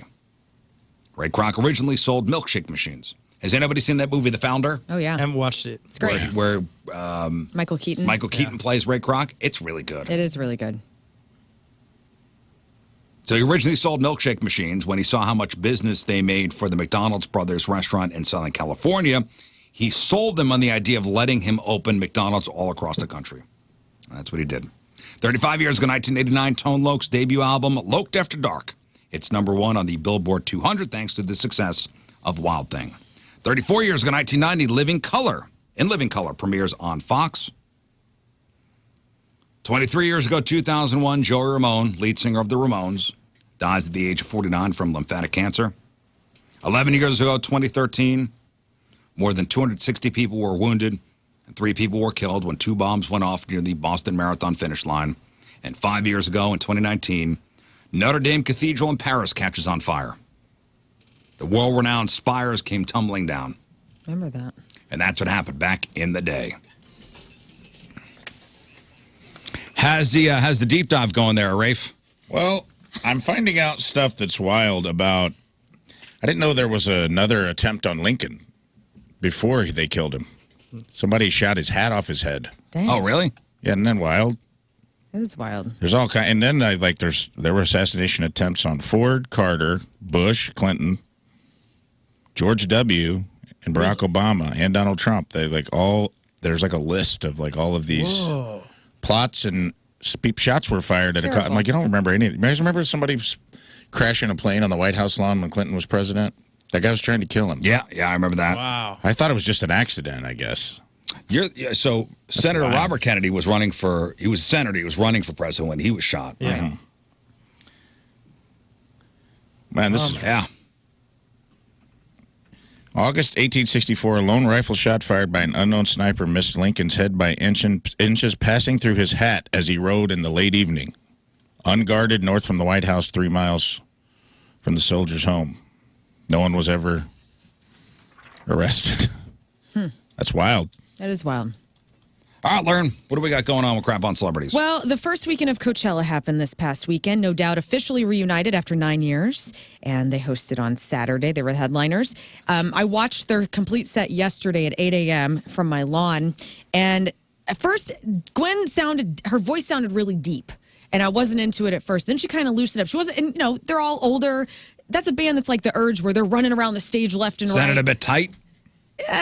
Just sounded the tempo was slower. Her voice was deeper. What did they open up with? They opened up with I think it was Hey Baby or Hella Good, something off of a later record. But man, they went into Hella Good that'd be a good opening. Yeah, song. they went into everything, all the hits, and they have so many. Here's just a little bit of I'm Just a Girl from Coachella. No Doubt from Coachella. I mean, it is Coachella. It has been 9 years since we've been doing this. So let's try that one more time. Here we go. I'm just a girl. I'm just a girl. Oh, I'm just gonna sit up here and watch my girls sing with me, okay? Right. She sounds She a little kinda sounds like helium. Dolly Parton now. Yeah, she does sound a little Dolly-esque. Probably from being married to Blake Shelton and hanging out with all those country artists so much. Yeah. Oh, they started with Hella Good, closed with Spiderwebs. Closed with Spiderwebs. Here's a little audio of Don't Speak as well. All right, this is the second to last song was Don't Speak. Don't speak, know just what you say. Okay, I get it. All right, cool. Sounds great. She brought out Olivia Rodrigo to sing Bathwater, and that was actually really cute. I thought that was a great way to bring all of us from the 90s who loved Gwen, who also probably love Olivia Rodrigo, to kind of make those two chicks come full circle. It was good. I enjoyed it. I watched the whole thing. It's on YouTube. If you missed it, it's worth looking. Sublime also was at Coachella featuring the late Bradley Nowell's son, 28-year-old son Jacob. He was on vocals, killed it. This included their first performance of Romeo from their Secondhand Smoke compilation since 1998, 2 years after Bradley's death. Deftones were also there. I love this. Did you ever listen to B-Sides and Rarities from the Deftones? Yep. Love that record. And I've never seen It's been a while, but I would listen to it. It's a great, if you love covers and you love the Deftones, you will absolutely enjoy it. And they played Please, Please, Please Let Me Get What I Want from the Smiths, which is really cool. I don't think they bust that out. They got that cool Sade cover on there, don't they? Yeah, they do. What was that? Is it Ordinary Love? Ordinary Love. Oh, such a great song. Chino sounded good. Maynard James Keenan is in the news because Tool, of course, hates people that use their phones during their concerts. In fact, they've banned them at all of their shows. And that's been for a while. Were you at the last show? Yeah. They were very serious about no phones. Right. They were. Like, I don't think any warnings. Like, if they see you with your phone, you're gone. You're out.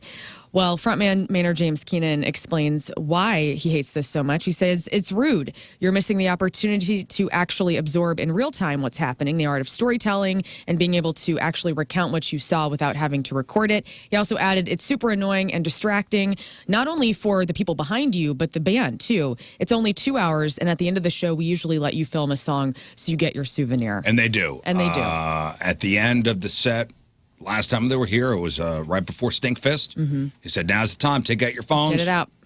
You want to record a song? Here it is. I think that's the right way to do it, too. At the end, let them do it. Let everybody do it all at once. It's done. David Lee Roth is the president of this show. And I'll tell you all about it. He's got a new song out. This is a new track called Scotch and Soda.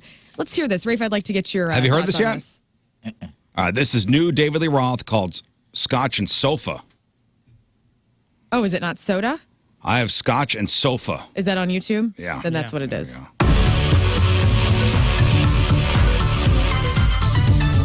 Like a good horn section. New DLR. Here we go.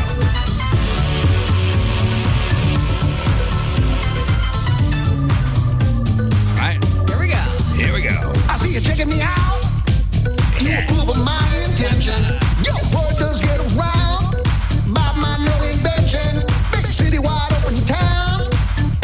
Wish for drinking. Boys will be bored tonight. Honey, tell me just what you're thinking. All right. I'm into it. I am too. Yeah, that actually sounded like it was If you in need the me, song. try me weekly, freaky deaky. Scotch and sofa. All right, Dave. Yeah, I'm in. You want it, yes I got it. You can't stop it. Scotch and Sofa. And I'm already ready to sing along. That's a good hook. Do your leg get bumped? When the bass drum pumping. When the big band. I like it. All right, we're in. I'm in. I like it. Download it wherever you download music. Scotch and Sofa. Slash cold called Chris Stapleton, asked him to be on the new record, and he wanted him to sing a Fleetwood Mac, old Fleetwood Mac, back when Fleetwood Mac was original and all blues, their take on Oh Well. And he cold called Chris Stapleton to be on this record. He says his singing cadence and that drawl that he has for this particular song, in my mind's eye, sounded perfect. And he says, I think it's one of the best ideas I've had in recent memory was to have him sing that song. This blues album, which is dedicated to all sorts of original blues called Orgy of the Damned, is arriving May 17th. And here is Chris Stapleton singing Oh Well. If you like that, you're probably going to love the rest too. Billy Gibbons is going to be on this record, Iggy Pop, Paul Rogers, Brian Johnson, Steven Tyler. Yeah, I'm going to like this. Me too. It's going to be a good summer. It could be my summertime record. Oh my goodness. You have a summertime You're record looking each year? for one. I was looking for one. Yeah. This is huge. We've talked about on this show before how Jelly Roll is a weird band name, a weird name for a guy. Like, why Jelly Roll? Yeah. And the singer is being sued by Jelly Roll, the band whose name doesn't separate the two words like Jelly Roll, the singer does. Well, Jelly Roll, the singer's Jelly Space Roll. Right. And this is Jelly Roll altogether. Okay. So there's a trademark infringement case looking to get the singer to stop using the nickname that he's been using and become famous for. Court Watch reports that the suit was filed by the band Jelly Roll and the singer who claims that the band first used the Jelly Roll name in 1980 and they obtained a trademark in 2010. Aren't they a wedding band? Yeah, they're like not a well-known band by any means. Nobody knows Dorks. Jelly Roll. I think they're a wedding band. So they're looking for money then? So Jelly Roll, the wedding band, wants Jelly Roll, the major artist, recording artist, to stop using his name. They're looking for payout, and they'll probably get it. So our Jelly Roll was sent a cease and desist letter back in February. His lawyers responded shortly afterward, and the suit claims that there were several conversations that followed that one of the Jelly Roll, the more famous Jelly Roll's lawyers inquired as to whether the defendant was really in competition with the plaintiff. This probably isn't going to go anywhere, but I had this thought that it would be cool. They'll get a little payout. If they could do a little thing together. A little collab. Jelly Roll, the guy, seems like he's such a good dude that he wouldn't want to do anything bad to these guys and maybe do something I could see him also adding one L, like extra Just L to one? Jelly, so there's 3. That's not a bad No, idea. what's going to happen is they'll get a small little payout. This band, Jelly Roll, the wedding band, hit the lotto and wind up happen to be a guy named the same thing, gets famous. Right. And they're saying they're losing money because Jelly Roll, Of course. Yeah, I mean, they're losing money. Come on. I mean, he just played in town. Now we had a show the next weekend. No one wanted to come out. They spent the money last weekend. Just 3 months after the Golden Bachelor, Jerry Turner married Teresa Nist on national TV. The couple is splitting up. Turner officially filed for divorce last week. I know this was breaking news over the weekend. Really Here's sad, a little bit of audio from Good Morning America, an interview with the two. Uh-oh. Teresa and I have had a number of heart-to-heart conversations, and we've looked closely at our situation, our living situation, and so forth, and we've kind of come to the conclusion mutually that it's probably time for us to dissolve our marriage. Get a divorce. Yes. Yes. 3 months after getting married. Yes. Well, you gave it a shot. Yeah, they still love each other. They say No, you don't. everybody's calling BS on the whole thing. We so. still love each other. No, you don't. I like how they just got to Hollywood and they're like, yeah, we'll do exactly what The whole Golden Bachelor thing, that was a big deal. I know. I wanted to love it so much. I watched a couple episodes. It wasn't for me. Civil War made its debut over the weekend in theaters, earning nearly $26 million, giving A24 its first leading film at the North American box office. This is the new Kirsten Dunst and Nick Offerman movie about the next Civil War. Some people are saying this hits a little too close to home. It does. I think that's why a lot of people went to see it. It is also the biggest earner for an R-rated movie so far this year. I love this story. Do you guys have anybody in your life who, since you were a little kid, has given you a birthday gift, like besides your parents? Family friend, an uncle, an aunt, somebody that always sends you something even into your later years? Yeah. Nobody gives me nothing. Well, Tom Cruise gave Dakota Fanning her first cell phone. It was a Motorola Razr back when they were filming War of the Worlds in 2005 when she was a little kid. And still, Dakota Fanning says Tom Cruise sends her birthday gifts every year, including her most recent 30th birthday. She's also received a horse from Kurt Russell one time. That's awesome. I was reading over awesome? the weekend that Tom Cruise is estranged from Surrey Cruise. Yeah. Like they haven't. Well, Dakota Fanning's his daughter now. So he's taking all that fatherly love and Surrey putting Cruise, it to Dakota Fanning. The one that she had with Katie Holmes is going to be 18 in a couple I know. weeks. That's crazy to And think once a about. kid turns 18, she's allowed to talk about Scientology.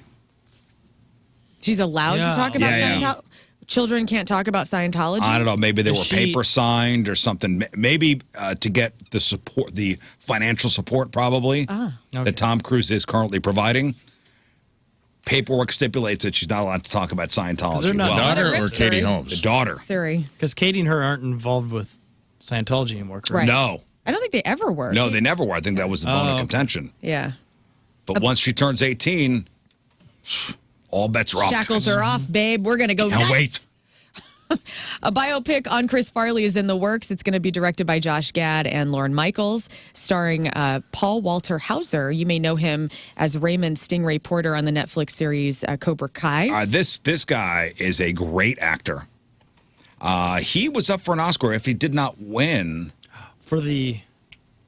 I, Tanya?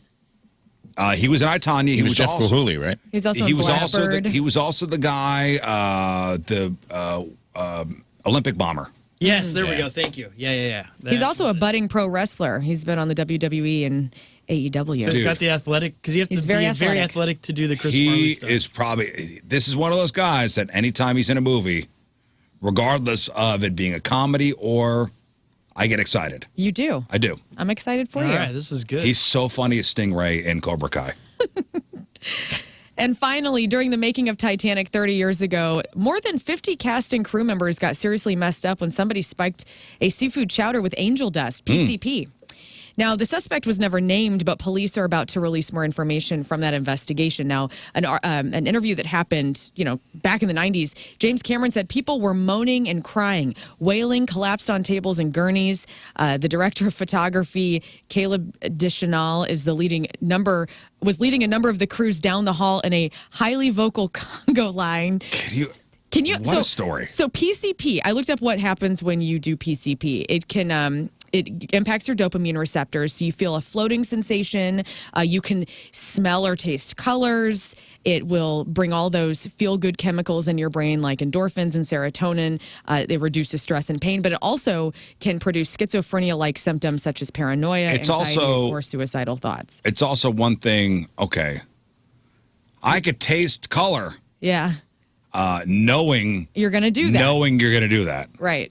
When stuff like that happens and you have no idea. Yeah, they put it in the chowder. So the entire crew. The chowder was laced with PCP, and the entire crew was high as a damn kite, James Cameron included.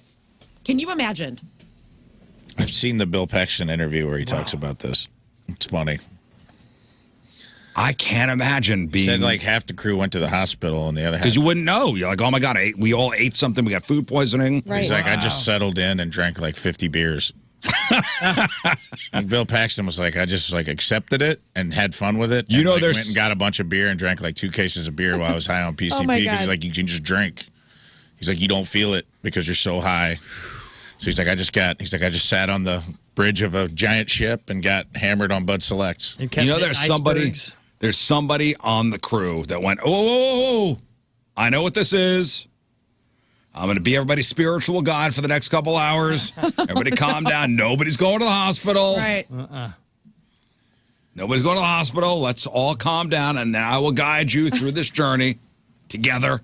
Oh, man. That's wild. It's Dang. wild. So more details are going to be forthcoming. I just can't believe on it. no one was ever Nobody copped to it or anything, huh? Yeah. That's a crap on celebrities. All right, celebrity celebrating a birthday today. Rapper Sexy Red is 27. Macy Williams, who is Arya Stark on Game of Thrones, is 27. Emma Watson from the Harry Potter movies is 34. Seth Rogen is 42. Black Keys drummer Patrick Carney is 42. Chris Stapleton, country singer, is 46. Linda Perry. Now, who's that? She's a songwriter. Well, she was in Four Non Blondes. Biggest and only hit with Four Non Blondes was the song What's Up. And then she's a writer. She wrote Pink's Get the Party Started. She wrote Christina Aguilera's Beautiful, amongst other hit songs. Linda Perry is 59. And Emma Thompson, Mrs. Potts in Beauty and the Beast. Your children also know her as Nanny McPhee and the woman who wrote Mary Poppins and Saving Mr. Banks. Emma Thompson is 65. Today's porno birthday, which is being brought to you by Patricia's, where fun and fantasy meet, is Vanna Sterling. And today's birthday girl has been in 146 fine films, including the Amazon Whore Princess, Big Ass Mommies, Big Butts for Breakfast 2, Big White Butt Showdown, The Celebrity Apprentice, Domestic Disturbance 2, When Wives Attack, Horny Trailer Park Mothers 4. It's Okay, She's My Mother-in-Law 1 and 2. Wham Bam Thank You Man 1. And Who Could Forget a Roll? In 2010's There's Something Wrong with Mommy 3. Vanna Sterling is 52. That's your porno birthday. Those are your crappy birthdays, and that was your crap on celebrities. All right, we'll take a quick break. We'll come back with your Sexy Time fun facts. And we'll start with what country produces women with the biggest butts in the world? Oh, I've got an answer. Oh. And it's not America. What? It's not America. Oh, man. Brazil, right? Women's butt sizes around the world revealed. Gotta be Brazil. Which countries have the biggest and the smallest? Brazil, not even in the top 16. What? Dang. I know what it is then. Not even in the top 16. It's Brazilian bum hoax. Oh, I got the numbers. Those Lithuanian gals. We'll chop it up next. It is 7:54. It is Monday. Traffic and weather. Learn coming at you. And it's brought to you by Worldwide Technology Raceway. The Confluence Music Festival with Ludacris, Riley Green, and more is happening with the NASCAR Cup Series June 1st and 2nd. Tickets available now at www.raceway.com. Westbound 40 backing up, headed through Highway K due to the left lane closure this week. So just be aware of that. Minor crash on the right shoulder of northbound 270 north of 44. The high today will be 88 degrees. Sunny, 61 is the overnight low. Rain expected tomorrow evening. Sun's coming up at 7:55, and it's 61 degrees. All right, so we'll talk butt sizes. We'll talk about a relationship expert who shared which jobs could make somebody more likely to cheat on their partner, and what's the grossest thing your partner does, but you kind of accept. Oh, great. We'll talk about it next. All right, deadline to file taxes is today. We're all good. Everybody did their taxes? Yeah. Everybody all filed? Mm-hmm. I already got my state return back. That was nice. That hit the old bank account. I was like, whoa, look at that. That's right. cool. Thank you, Missouri. Now, I did have to write a check to our federal government, which I did on Saturday. Now, our taxes have been done for a couple weeks now. I said, you know what? I'm holding on to my money as long as I can. I don't blame you. Wait till last minute. Yeah. It's the only I like to control think we of have. That's right. Yeah, I get their money. They got it. A few different times, yeah. But if you're doing your taxes last minute, you're not alone. According to a new survey for tax day, 47% of us procrastinate or delay doing our taxes. The average person spends 8 hours just stressing about it each year. 43% of us will spend more time avoiding them than it would have taken them to just buckle down and get them done. So stop delaying it. Or file for an extension and keep procrastinating for another 6 months. But, you know, we talked about this on Friday. Uncle Sam still wants his money. Yeah. So Still how, wants his money on April 15th. I'm just fascinated. You still have to do a ton of work to figure out what you owe him. I don't understand how that works. I never got that either. So you still have to I don't have get your how that works. taxes I don't either. done, basically, but you... Don't file them. I don't know. Maybe it's a business reason that Yeah. we're not hip to. I don't know. I could see that. I don't know, Scott. Okay. All I know is they're due April 15th. That's it. Now, there are some deals to be had today. You know, saving a couple bucks won't make up for all that money you just forked over to the government, but a bunch of places have tax day deals today, like Krispy Kreme. Krispy Kreme is getting most of the press for their buy one, get one dozen deal. Buy a dozen donuts at full price, get the second dozen for just the sales tax. No matter the state, that's over 90% off. They also did it last year. Also, Grubhub. Do we have Grubhub here? Yeah. I think so. Would imagine. Grubhub has a $15 off deal for today. Spend at least $25 and use the code TAXBREAK on qualifying orders. That one's limited to the first 1,000 people who use it. CPK, huh? California Pizza Kitchen. Yeah. Oh, love it. Has a similar 1040 deal for rewards members. Hooters has a buy one, get one wings deal. Buy 10 wings, get 10 free.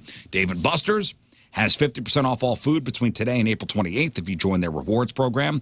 White Castle, 15% off for today if you use the code WC15OFF. Fazoli's, offering not one, not two, not three, not four, not five, but 6 free breadsticks unbelievable. with a $5 purchase at participating locations with the code TAX24.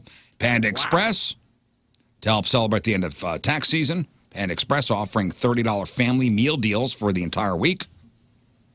And Potbelly, right downstairs, offering a free original sandwich with the purchase of any original or big size sandwich. You got to redeem the free sandwich at potbelly.com or through the Potbelly app using the promo code BOGO. There you go. Take advantage. Okay. Some deals to be had. On today being tax day, and they'll have on the news the requisite camera down at the post office with the line of cars, making sure everybody's little envelopes are stamped. April 15th. Last minute people. Good luck out there. Thank you. Pay your taxes.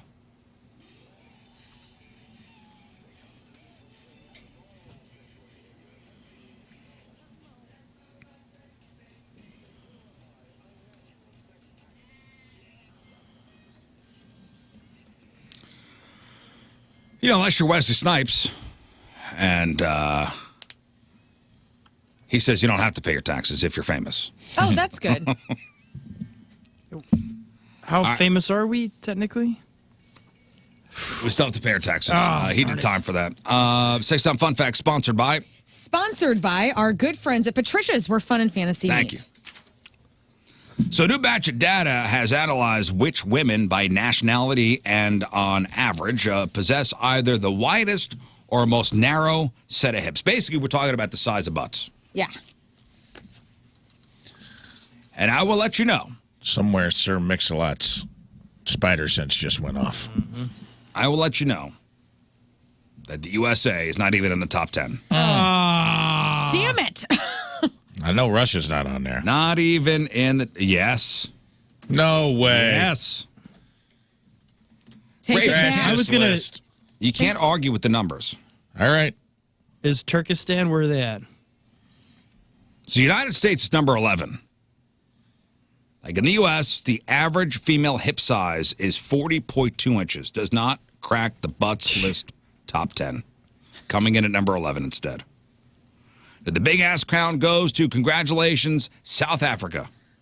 Where the ladies are strutting around with a 41.73 inch circumference of pride and joy. Nice.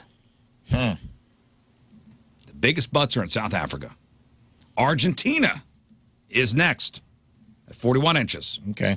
Sweden, third, Really? What? 40.94 inches. Greece, Okay. then Germany. That checks. That tracks. So the top 5, South Africa, Argentina, Sweden, Greece, Germany, and the UK didn't even make the cut, didn't even make the top. didn't even make the top 16. Then you got Russia and Italy, both tied for 6th. Australia, the Netherlands, Canada, France, USA, Nigeria, South Korea, Japan, China, and India. Oh, you said Russia was on here. They are. They were tied for 6th Oh, I missed that. with Sorry. Italy. Italy and Russia tied for 6th. So they That's cracked the good top news 10. for those guys. Wow. Yeah, the researchers wrote, we have learned that hip size can vary significantly depending on factors such as age and ethnicity and geographical locations. And whether or not your mama had the fat ass. Yep, you'd figure the Kardashians would skew the numbers. They're Armenian. Which is, Was that's this Greece natural? adjacent, right? I mean, they're American. They're but- American, Yeah. but But of of Armenian Armenian descent. descent. Is Yes. this natural? This is just, natural, not enhanced. Okay. So naturally big booties. Yeah. South Africa, number 1 in the world. A relationship expert has shared which jobs could make somebody more likely to cheat on their partner. Now, most affairs begin at work, as high as 85%.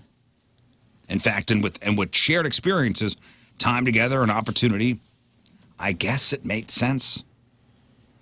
But it turns out that some professions are more prone to playing away than others for a variety of reasons. In any case, there are some professions which, it's safe to say, do have a bit of a reputation Cheating is a horrible thing to do to a partner. We know that. Violating trust, breaking down relationships, and it's best avoided no matter how tempting it might be. And of course, this list just represents a statistical likelihood. It doesn't mean people in certain jobs definitely do cheat. Just they are statistically more likely to. All right. So which professions are more likely to cheat? Show me butcher. Butcher. What? Exotic dancer. Lawyer. No. Pilot. Pilot. Bartender. Number one. Pilot's number one. Pilot and flight crew. That makes sense. You can have families in different cities and ports. Let's face it, no one is surprised here. Pilots are responsible for hundreds of lives. Very good with their hands, wear a smart uniform to work. Not only that, but both they and air crews also have plenty of opportunity for bumping uglies. So is this mainly uniform Good with their hands. They don't jobs? build the planes. Yeah, but they steer. Is that how they do They it? all steer. Wow, you look just like a pilot. That was cool, man. Confident. Layovers in cities all over the world, frequent time far away from home, staying in hotels, boredom, isolation during the long, lonely hours between flights, and much lower likelihood of getting caught. Pilots and flight crews, yes. Stylists. Bartenders were not on my list. Oh. I have basically four. If you could pick the top four. Are they all uniform jobs? No. Police officers. Yeah, I was No. going to say, because they seem... school teacher? School teacher, yes. Teachers weren't expecting that, were you? No, but it seems like I every was. week there's some pretty 20-something-year-old that's getting arrested. Every school had teachers that the kids knew they were banging. We had them. I'm like, yo. Oh, the teachers like within the school were hooking up? Is that what you're Oh, saying? yeah. There was definitely like, I'd see like the special ed teacher coming in to visit my social studies teacher just a little too often. They were a little too friendly, and I'm like, What's going on there? they're banging harder than than I'm banging erasers in detention after school. You know what I mean? Yeah, there was just a story. Jersey Shore teacher in hot water for allegedly having steamy sex with a student in a nature preserve. That's a student. It's not teachers. That's not an affair. That's a crime. No, I'm just saying that there was. So you're talking. I'm talking teacher on teacher. Teacher on teacher. There was always like the math teacher and the lunch lady were getting a little friendly. Well, a combo. How you like it ladies. sloppy. A combo of high levels of burnout, low self-esteem, frustration, and being blamed for things outside your control is conducive to cheating. Feeling unsupported and isolated in your professional life might also make someone want to seek validation in other places. Then you got your bankers and financiers. Money makes you horny at the bank. So it might be a bit of a generalization, but it's backed up by research. Our ethics have an impact on how we conduct ourselves in our personal and professional lives, and banking and high-end finance can involve some less than savory practices. Are lawyers on this list? No, Okay. but doctors and nurses round it out. Yep, because you get they have the all-night rooms there. Yeah. Well, it's in a very stressful environment, and you're bonding over that. You're trauma bonding, essentially, over the work that you do. Basically, that's what they say. Talk about high pressure and high stress jobs. It doesn't get much more so than medicine. Sharing traumatic experiences with coworkers might create a stronger bond with them and alienate someone from a non-medical partner. Not to mention being so in and amongst death can make someone more willing to seize opportunities as they arise. Yeah. I was reading an article in one of these psychology magazines the other day where it was talking about cortisol levels when you don't have a supportive partner, and how if you are married to somebody and they're not supporting you in the ways that you need to be supported, how it can raise your cortisol levels and thus kill you one day. So check in. Make sure you have a supportive partner. Check in. Have you been cheated on? Yes, I have. How'd you find out? Through a friend, through one of his friends who probably wanted to date me. So that was cool. Was it high school?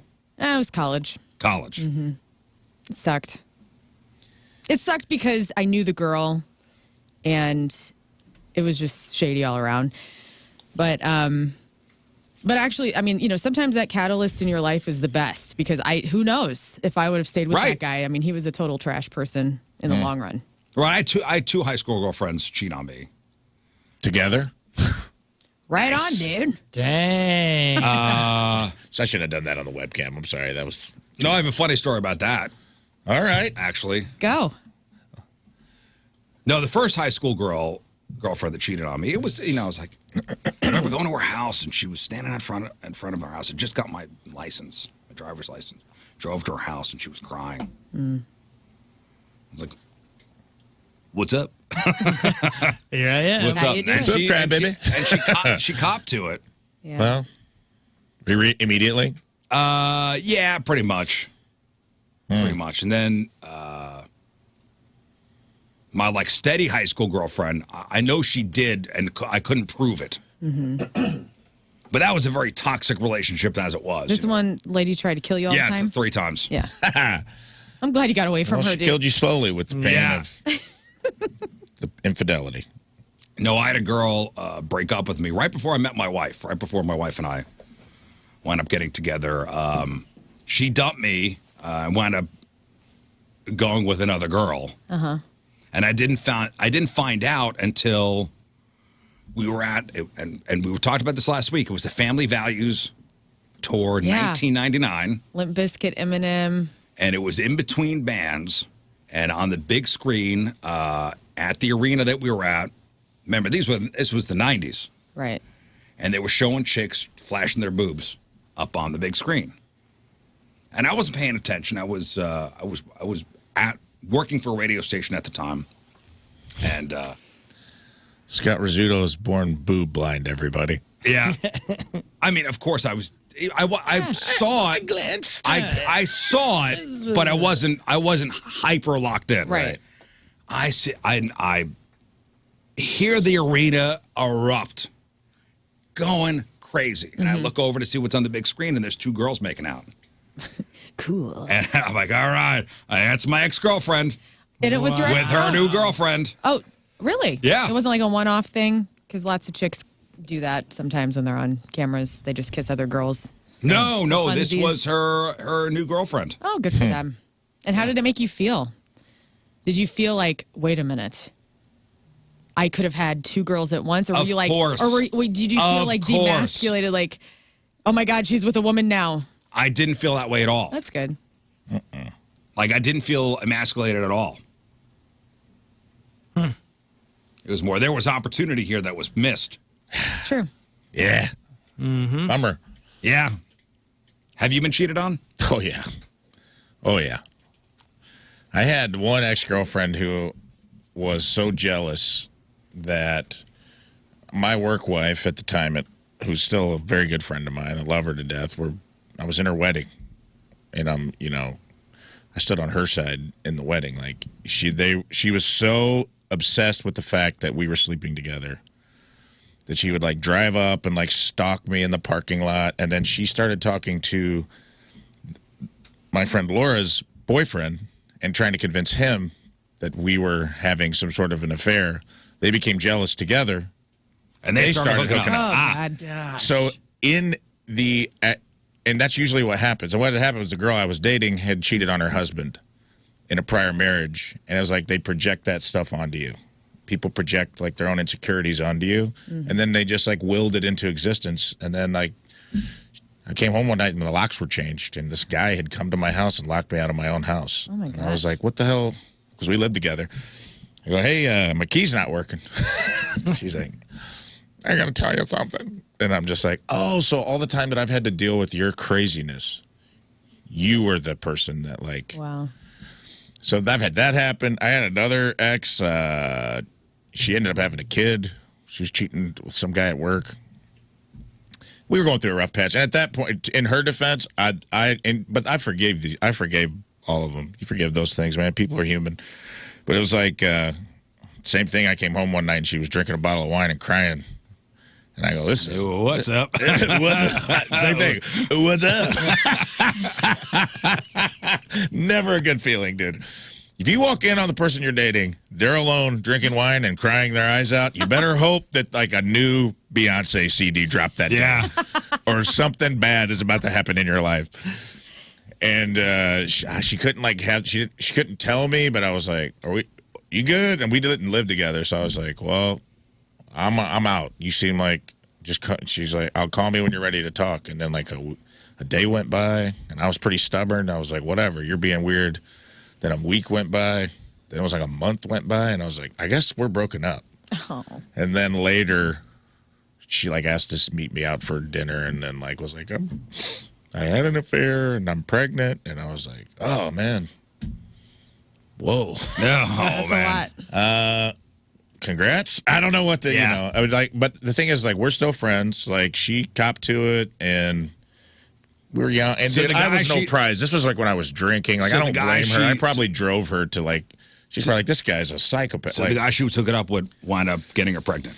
yeah, yeah, and it was a bad. It was, and I loved her a lot, and I still love her a lot, and we're still friends. I talk to her all the time. Like, you forgive stuff like that. Sometimes when it's forgivable, forgive it. And she had a hard time with it. Like I remember she like stopped by my mom's house one night. I wasn't there, and like. She was crying, saying, I made a mistake, and I feel like he was such a good man, and he treated me really well. These things just happen sometimes, man, and it's like, it's interesting though because like, so I've had it a couple of times, a couple big bangers where I'm just like, my rule is always, and I would, my rule is like if you're gonna do it, just have the courtesy, call me up and be like, I'm about to bang somebody. We'll talk about it later. And it'll hurt, but it won't hurt as bad as finding out ex post facto. Yeah. You know what I mean? And not everybody adheres to that rule. Well, I don't think anybody does. I think everybody I'd rather has you that not. I'd rather you don't rather do you it. not But if bang you're going to somebody do else, it, but- like, I think everybody has that rule with their partner or spouse where they're like, hey, if you're going to do something, Yeah. call me. And then everybody's too chicken crap to like do it. So then they just go through it and then they call you afterwards. And then thus the the way that it all happens is how it happens. It's No, never we the don't have a rule proactive. like What that. rule is that? What rule is that? We don't have a rule like that. If you're going to do it, might as well just call me before. No, we don't have a. You've never had don't that rule do with it. a partner, anybody? No, the rule, I the don't rule is have- don't do it. Yeah. I think that's a good rule too. If that works for my thing is like I'm not a really jealous person, and I don't have a lot of sexual hangups. And I'm not saying that you do just because you don't want your partner to sleep with somebody. But I'm just like, if it's something that's happening, and the wheels are turning, and it seems like it's heading that direction, then just be like, love me enough to let me in on it, even if it's going to hurt in the moment. It'll hurt me a lot less if you're just like, because I might be like, oh, all right. You're in Branson? What happens in Branson stays in Branson. But if I have to find out about it after the fact, then you've made me make a choice. You've gambled my time that I've spent with you. You bet it all on black that I was like, one, you were going to get away with it, or two, that I wasn't. Man, there was mad one about it. time I thought my wife was cheating on me. We were really? Oh my God, One I could time. never see that. One time. No, and this was me. And if you were in this situation, you would have thought the same thing. I tried. You would have thought the same thing. I get home. We were living in New York City. We had an apartment together. You were dating. We're dating. Yeah. I walk up the stairs. This is when her brother was living with us too. Go up the stairs. I'd been calling her on a cell phone, and calling the apartment like I'm coming home, and nobody was picking up. So I go up the stairs, open the door. This isn't funny. I don't know why I'm laughing. And as soon as I open up the door, to the right is our bedroom, all the way down the hallway. Mm-hmm. And I see the doors closed, and there is a glowing. There's like an orange glow coming from underneath the door. Oh, no. And I hear music playing. Careless whisper. It's like Kramer in the apartment with the chicken sign. No, but That it was kind like of a soft, like a Romantic glow. romantic kind of glow to it. Dude, did it get your cockles up? Oh, yes, it did. Were you like having that like Yeah. Did you like bow up a little bit in the I hallway? did. I mean, I was 21 years old. I'm like, the girl I love is cheating on me. I'm like, this it's a terrible feeling. is without a doubt in my mind. Like, what is going on? I hear music playing, like soft music. Oh, There's no. the glow underneath the door. She's not picking up the phone.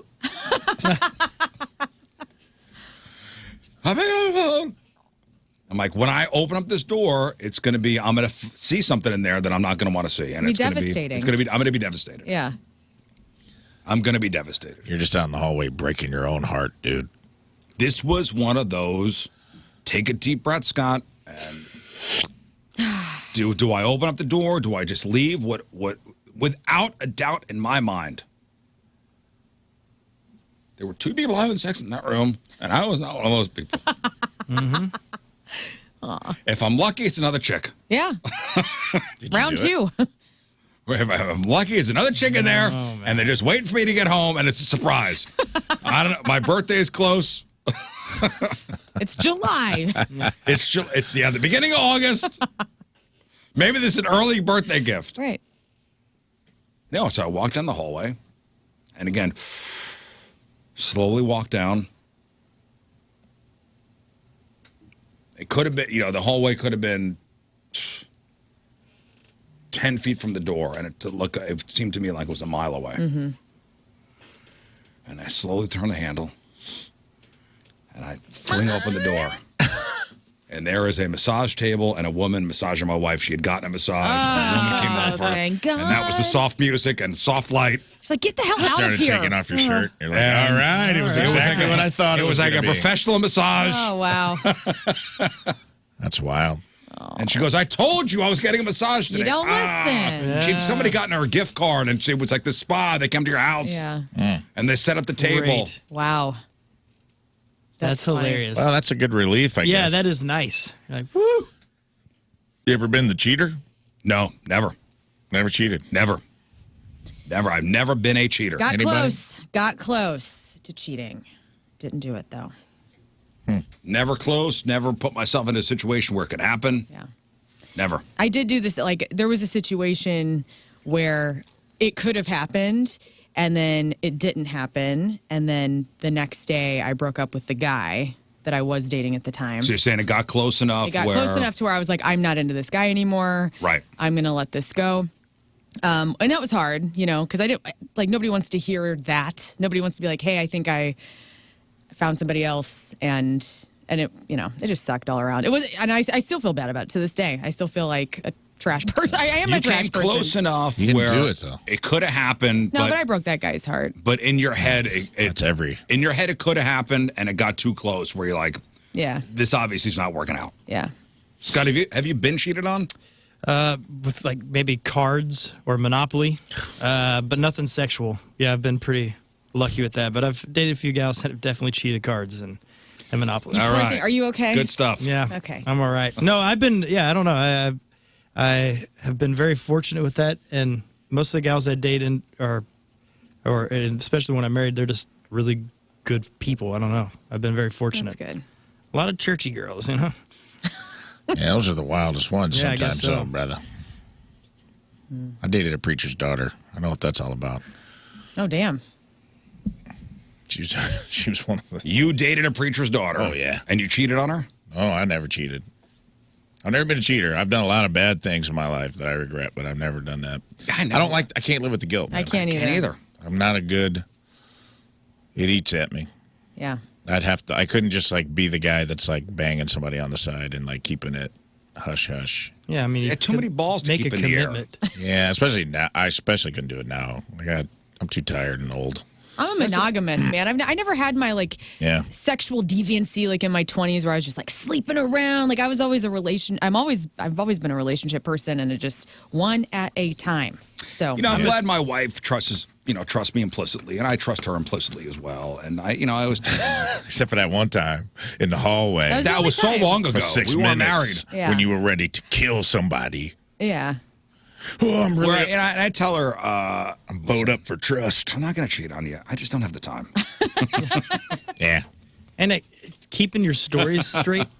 That's what I'm saying. It's just too much work. And I Stay love single. you. If you want to be nuts like that, go. I'm not judging you for that, but don't be in a don't tie somebody else up. If you want to go be sexual and have all of that, go. I was a That's your serial life. monogamist as well, but I had periods of Wild.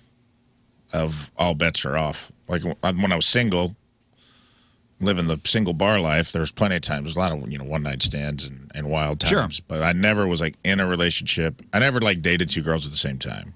That was never really my thing. We've had a talk, though, like, hey, if you ever were caught cheating, and it went both ways, we wouldn't be able to, it would be A deal breaker. It would be a deal breaker, 100%. And she's told me that her family will kill me. Yeah, well. Yeah.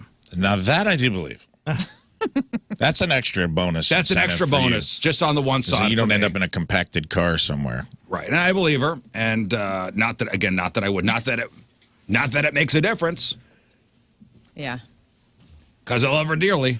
But again, I don't have the time, And you don't want to get killed. and I don't want to be killed. I know I wouldn't be good at that anyways, because there was a point in time when I used to work on the road, and you'd have all these friends from around the country that come out to each town you go to. They always come out to the shows. Well, there was numerous times where I would get their stories incorrect that they've told me about recently, or their names wrong, and I'll call them like, "Hey, Christy," she's like, "It's Emily." You're like, "Ah." So I just know I'm not good for. I wouldn't be good at that. And I would like to say, for the girls that did cheat, I ain't mad at you. I own my part in stuff. That's hard. Sometimes that's hard to do too. Like, there are people who are just pieces of trash that just are cheaters, but there are also sometimes somebody's not getting what they need, and You're not providing it? you're not providing it, and you got to own that part of yourself where you're like, oh. 'Cause there's a couple girls that I'm like, oh, yeah, I was just partying my ass off. I was a fun guy to date, but they were probably like, for future prospect, they were probably like, where's this going? This guy's he's fun to party with. Or I wasn't making them a priority or something. There's times, I think one girl, I think it was her own jealousy that just was an ugly projection thing that ended up turning into something. But then, the other person, I think they probably I wasn't giving them something that they needed.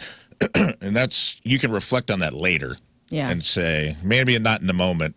Oh, in the moment you're pissed. Yeah, in the moment you're pissed, but later you're like, I don't want. Upon further reflection. Upon further review, I may have had a hand in this. And that's hard to do because you feel so slighted or whatever. But I think with time and some empathy, you can depending on the circumstances. I didn't have like kids with this person, or I did that's tougher when there's like children involved or marriage involved. But of course. I was going to ask you, do you have the professions least likely to cheat? Because I have a list in front of me. Priests. No. Science and pharmaceuticals are number one. Business, consulting, and management, law enforcement and security, creative arts and Law design. enforcement, huh? Law enforcement. Least likely. Nice. Third least likely. Media and internet, lawyers and legal. Media and internet. Yeah. Media and internet, number 5. Environment and agriculture at number 7.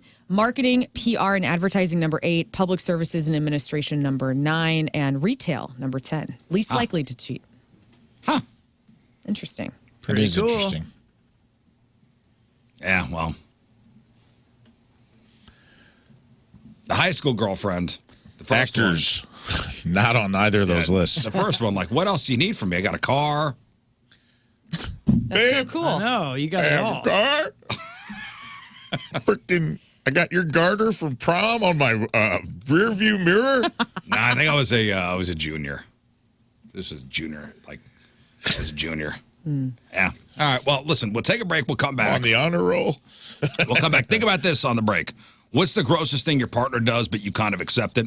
Send us your instant feedback. I want to hear some stories.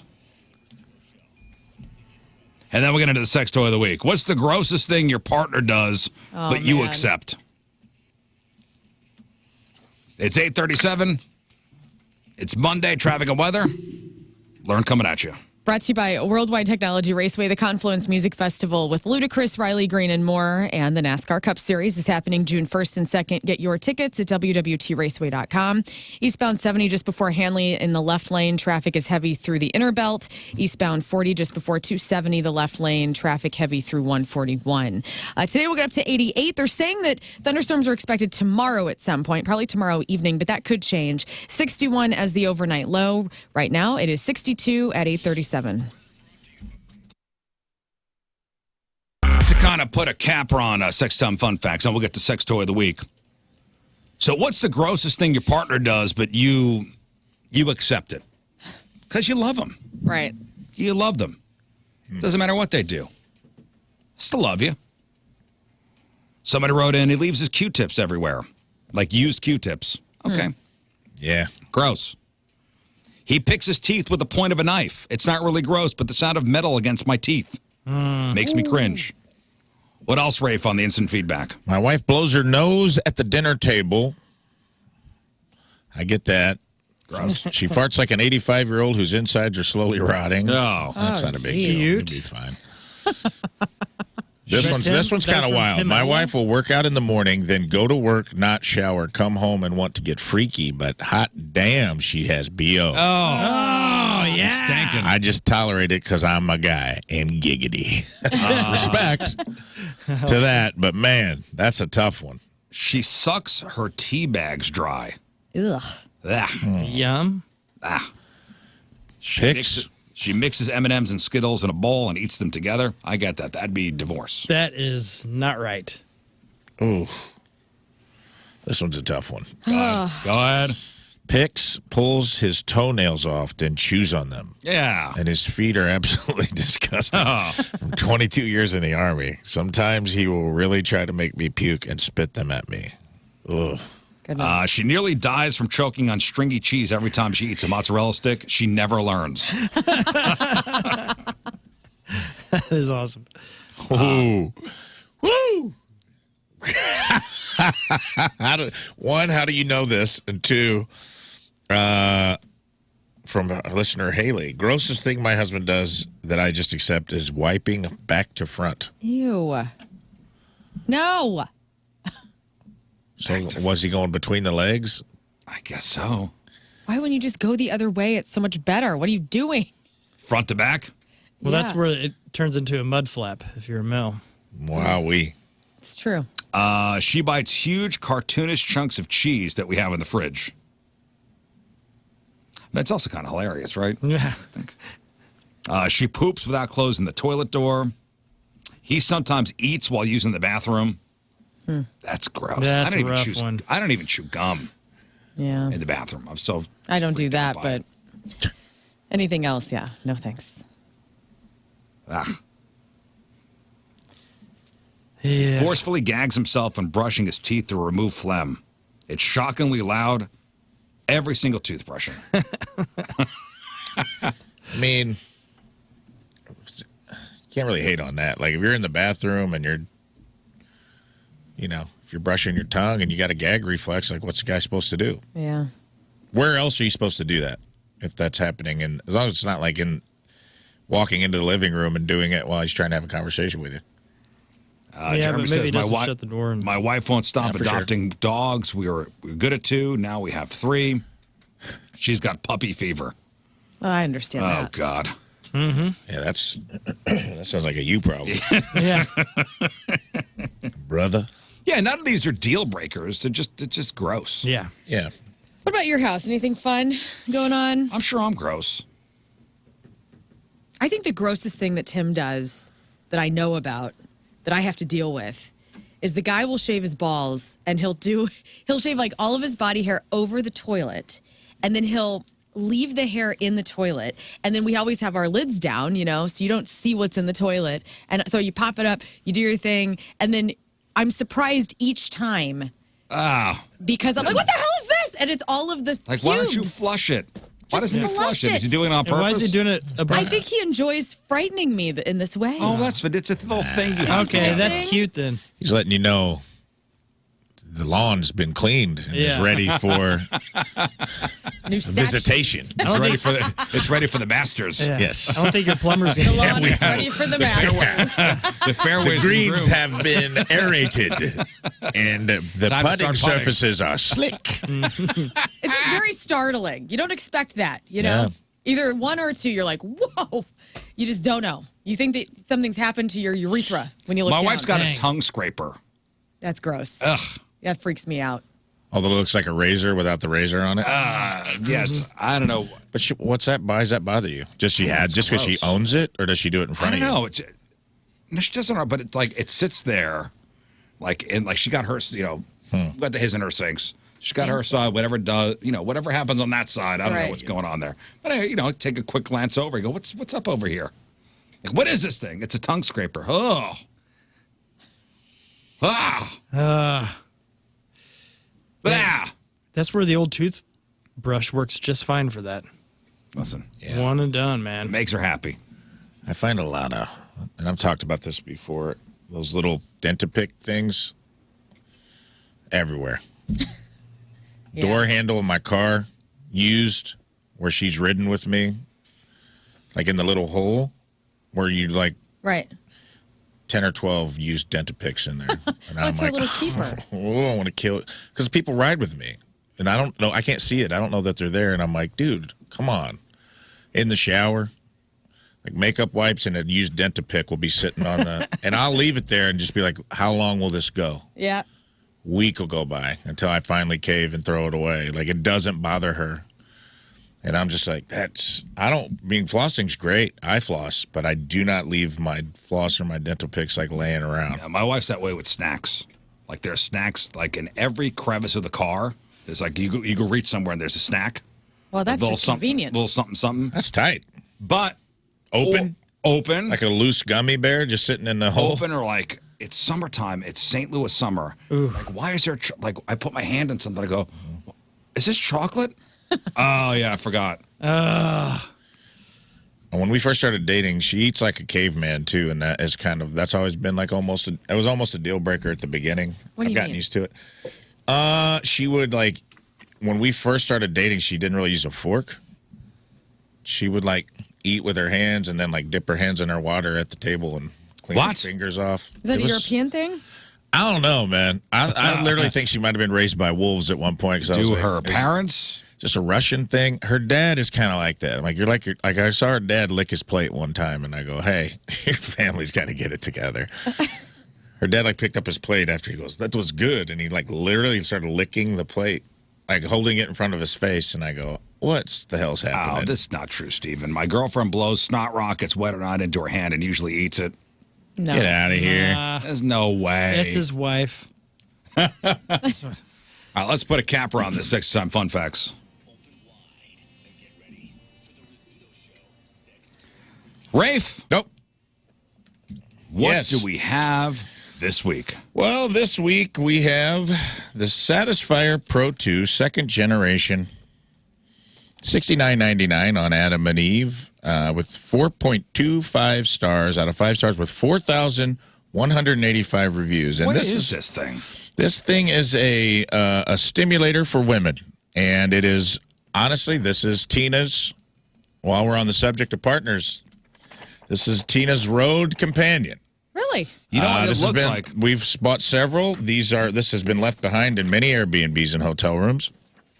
This looks like something you'd put in your ear, like what they check your ear, like what they usually put the little disposable cone at the end and look inside your ear. Yep. It does kind of look like that, but it is a much better tool than that. Satisfy your devil's doorbell with stimulating puffs of air.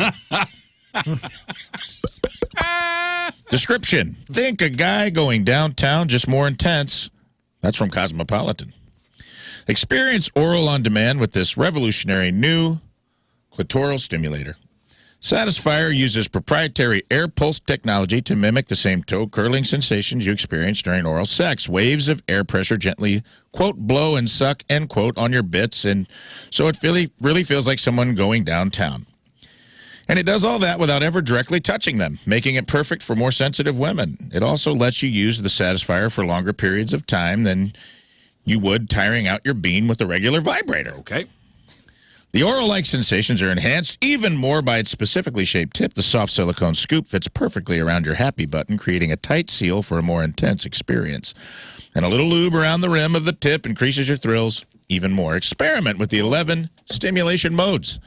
Enjoy a wide variety of sensations with speeds ranging from soft and gentle to fast and intense. With the easy-to-use controller, you can cycle through different modes quickly and easily. Our sex toy testers recommend starting off with the first setting and slowly increasing them. This lets you savor the new sensations while giving your body time to adjust. And many women find that the lower settings are more than enough to leave them fully satisfied, sometimes multiple times. So this is called the Satisfier. Satisfier Pro 2. It's a hot ticket item amongst a lot of women in my life. Reviews. Everyone should have one. Can't remember who suggested this little piece of heaven, but whoever you are, thank you. I owe you one. LMAOO. Listen, I was like, this thing is not going to work. I've never given myself an orgasm, not once, not even on accident. The lady said, don't use it in the shower. Her friend broke her ankle. So you know what I did? Yep, he used it in the shower. The first 2 speeds, I was like, okay, it's a good massager. Not going to work, though.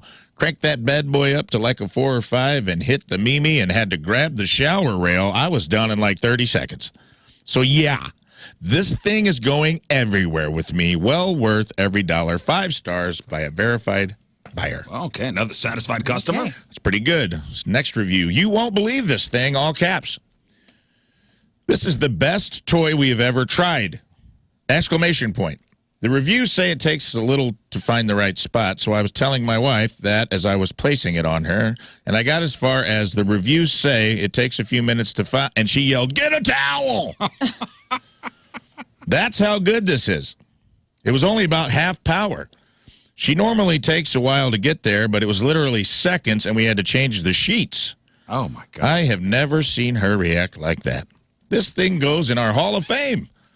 I don't know what we could use with the other toys anymore. This thing takes the cake. We used this thing probably 5 times in the last 2 weeks. She freaking loves it.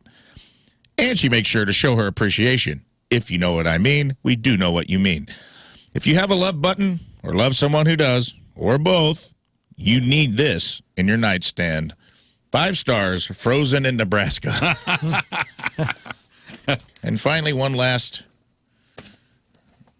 review. Bad news for the Sea Commander. This thing rips, brother.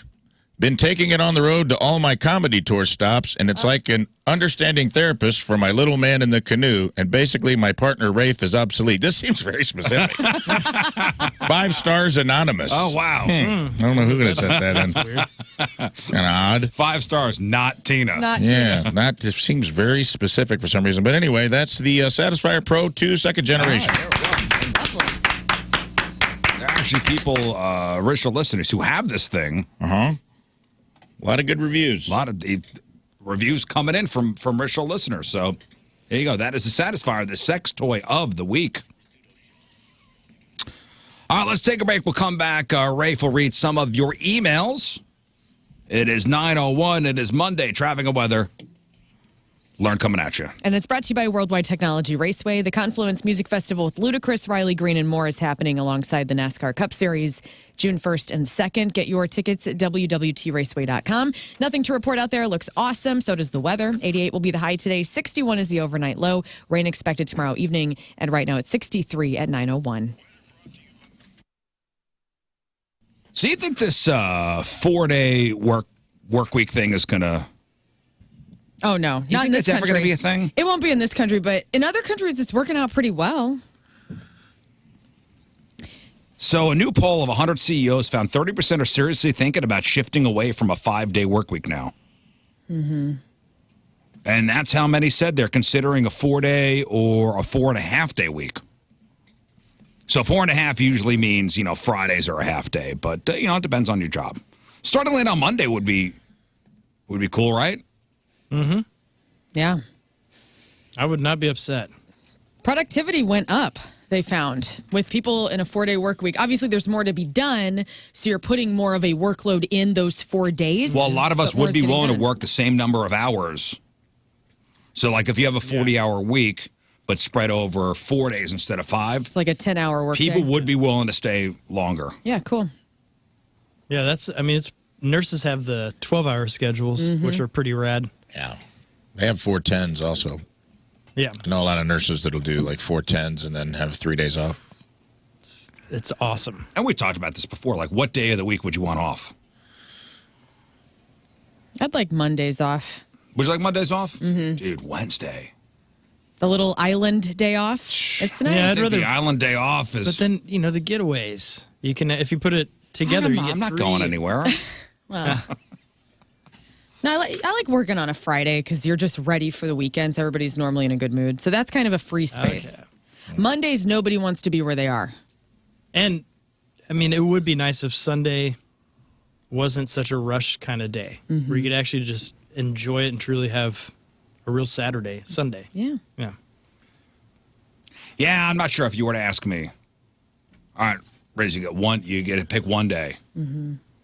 I think I would lock in on Wednesday, then maybe regret it down the road. I don't know. Yeah, I don't think Wednesday's the way. I think you'd like it at first, and then it wouldn't be that great over time. And you'd be jealous of all of us who have Monday off. It would probably be Monday. Yeah, but then Tuesday would become my Monday. So, but then you just got Tuesday, Wednesday, Thursday to deal with. Friday, you're I would cool. start treating Tuesday like a Monday. Tuesdays suck anyway. And then Monday would be my Sunday. I'm never happy. No, you're not. Wow, that's what a breakthrough. I'm proud I of feel like you we for just had. I admitting feel like your therapist right now. I'm You just never had a gonna be happy. breakthrough. These years. Perhaps look inward. All right, let's get to some emails. RizzShow at 1057thepoint.com. it. And they're sponsored by Kloss Furniture. Lowest prices guaranteed. We have something for everybody. Kloss Furniture. Thank you. Well, hi, gang. Hey. My girlfriend recently has been extremely interested in getting a fourth cat between us. I have two fairly young cats, and I got her a kitten for Christmas. So my question is, how many cats are too many? I don't really want another one. Honestly, would prefer to get a dog. Any input appreciated besides Rizz, the cat hater. Okay. Sincerely, loyal listener. I think 3 is the perfect number. This is just me. So I have 2 cats, and Clover is she's 5 years older than Willow. And Willow is going to be really sad when she dies one day, if she dies first. And so I feel like if you have 3 cats, you always have one on deck. 3 is the max.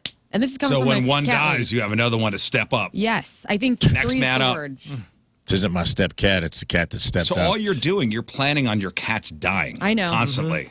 It's one of my top 2 fears. So yeah, I hate it. Like you're living in the fear of your cats dying. Yeah. They will die one day, and I will I'll be sad. And I thought about this weekend. Willow's going to be really sad when Clover dies, even though she's a total bitch to him all the time and beats the hell out of him. He's going to miss that. Yeah. And so eventually here in the next, I don't know, handful of years, Tim and I are going to have to go get another cat. Yeah. My wife and I have that already Oh, in my place.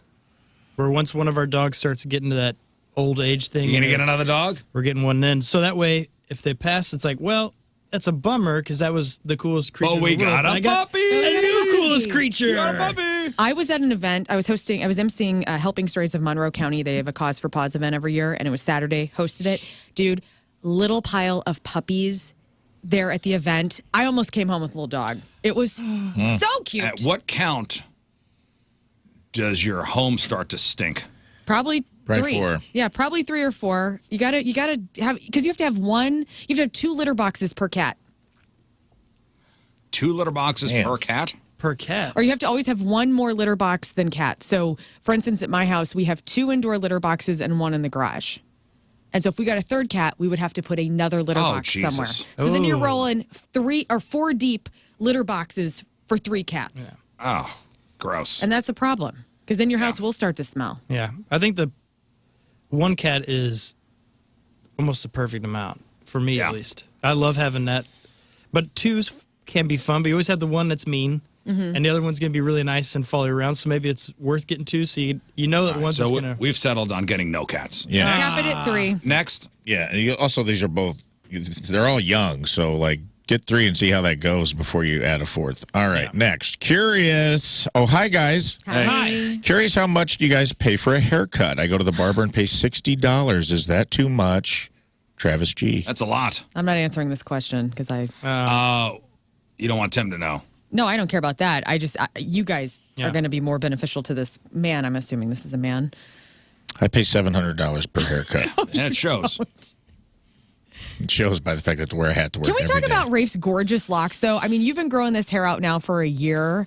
Yeah, it's entered a second awkward phase, which really pisses me off. What does I kind that of mean? came out of it. I don't know. It came out of it for like a month, and then it's back in it. It looks good, man. Well, It's fun. Thanks. It's getting there. It's the back will not grow at a rate that is satisfactory to me, but $60 is probably the norm. Travis G. I think, you can get a haircut for $7, but you get a $7 haircut. That would be Right. the thing I would say. Listen, shout out to my buddy Joe Lewis up at the Goat Barber in Wentzville, who's been cutting my hair for a long time. $30 for a regular cut. Then he also does the Plus beard. tip. Yeah, plus tip, and he does Does a good job. He does the beard trim, which I love.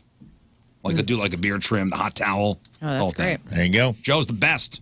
Yeah. Boom. Joe Lewis up at the Goat Barber in Wentzville. I always fly out every 2 months to Christoph out there in Beverly Hills and spend a few It shows, $1,000. man. Yeah. Your hair is just otherworldly. You don't get it trimmed at all? Like when was the last No, time I you had do. your hair trimmed? It's been a minute now, but I'm getting it trimmed this Thursday. Can we straighten your hair at some point this year? Yeah. I want to see what that would look It'd be like. hilarious, and I'm ready. It'll be out the door. Yeah, Rapunzel. Mm-hmm. I can't wait. I just feel bad for all the little birds and stuff that live in there right now. But I know. And listen, sure you can go to Fantastic Sam's and get an $8 haircut. Might yeah, look- spend. Which there's a place. There's a place for that too. You know what? Go to the schools. All of the people that are trying to get what? Don't do that. Yeah, Well, like that's the a- Paul Mitchell schools and whatnot.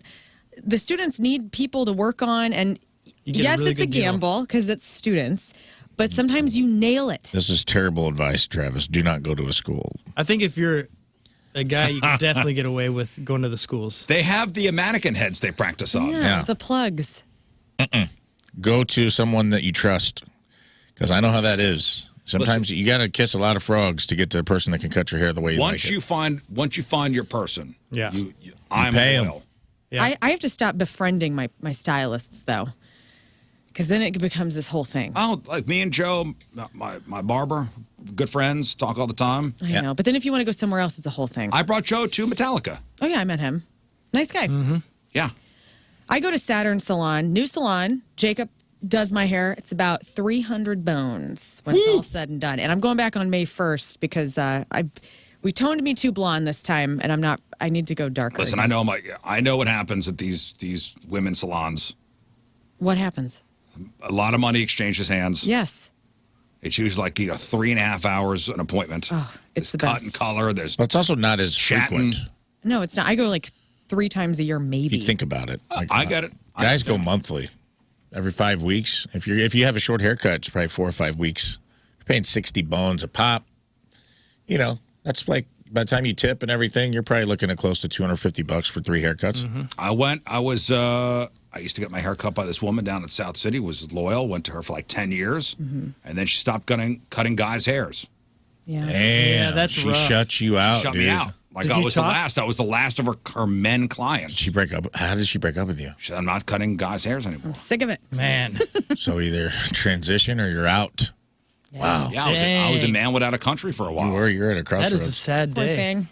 Poor guy. It's hard to find a stylist that you love that will do Yeah. you right, you know? It is so fun when you finally, because it took me a few years here in town, and I finally got my gal, and it's awesome. Okay, it She's shows. amazing. Yeah. But out in LA, I had a gal. It was awesome. Looks like you haven't had your hair cut and like you were on the Castaway. That's right. My stylist is my friend. Like, I've known her forever. I'm like, met her family. We're tight.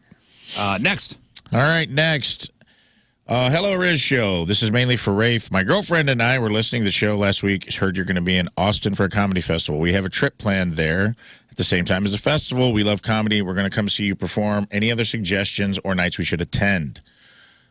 Also, have you performed at the East Austin Comedy Club? I have not, and I'll make this quick. I would say, other than the main headlining acts, I was looking over the roster, and there's a dude named Carmen Christopher who is he's an actor in the show The Bear.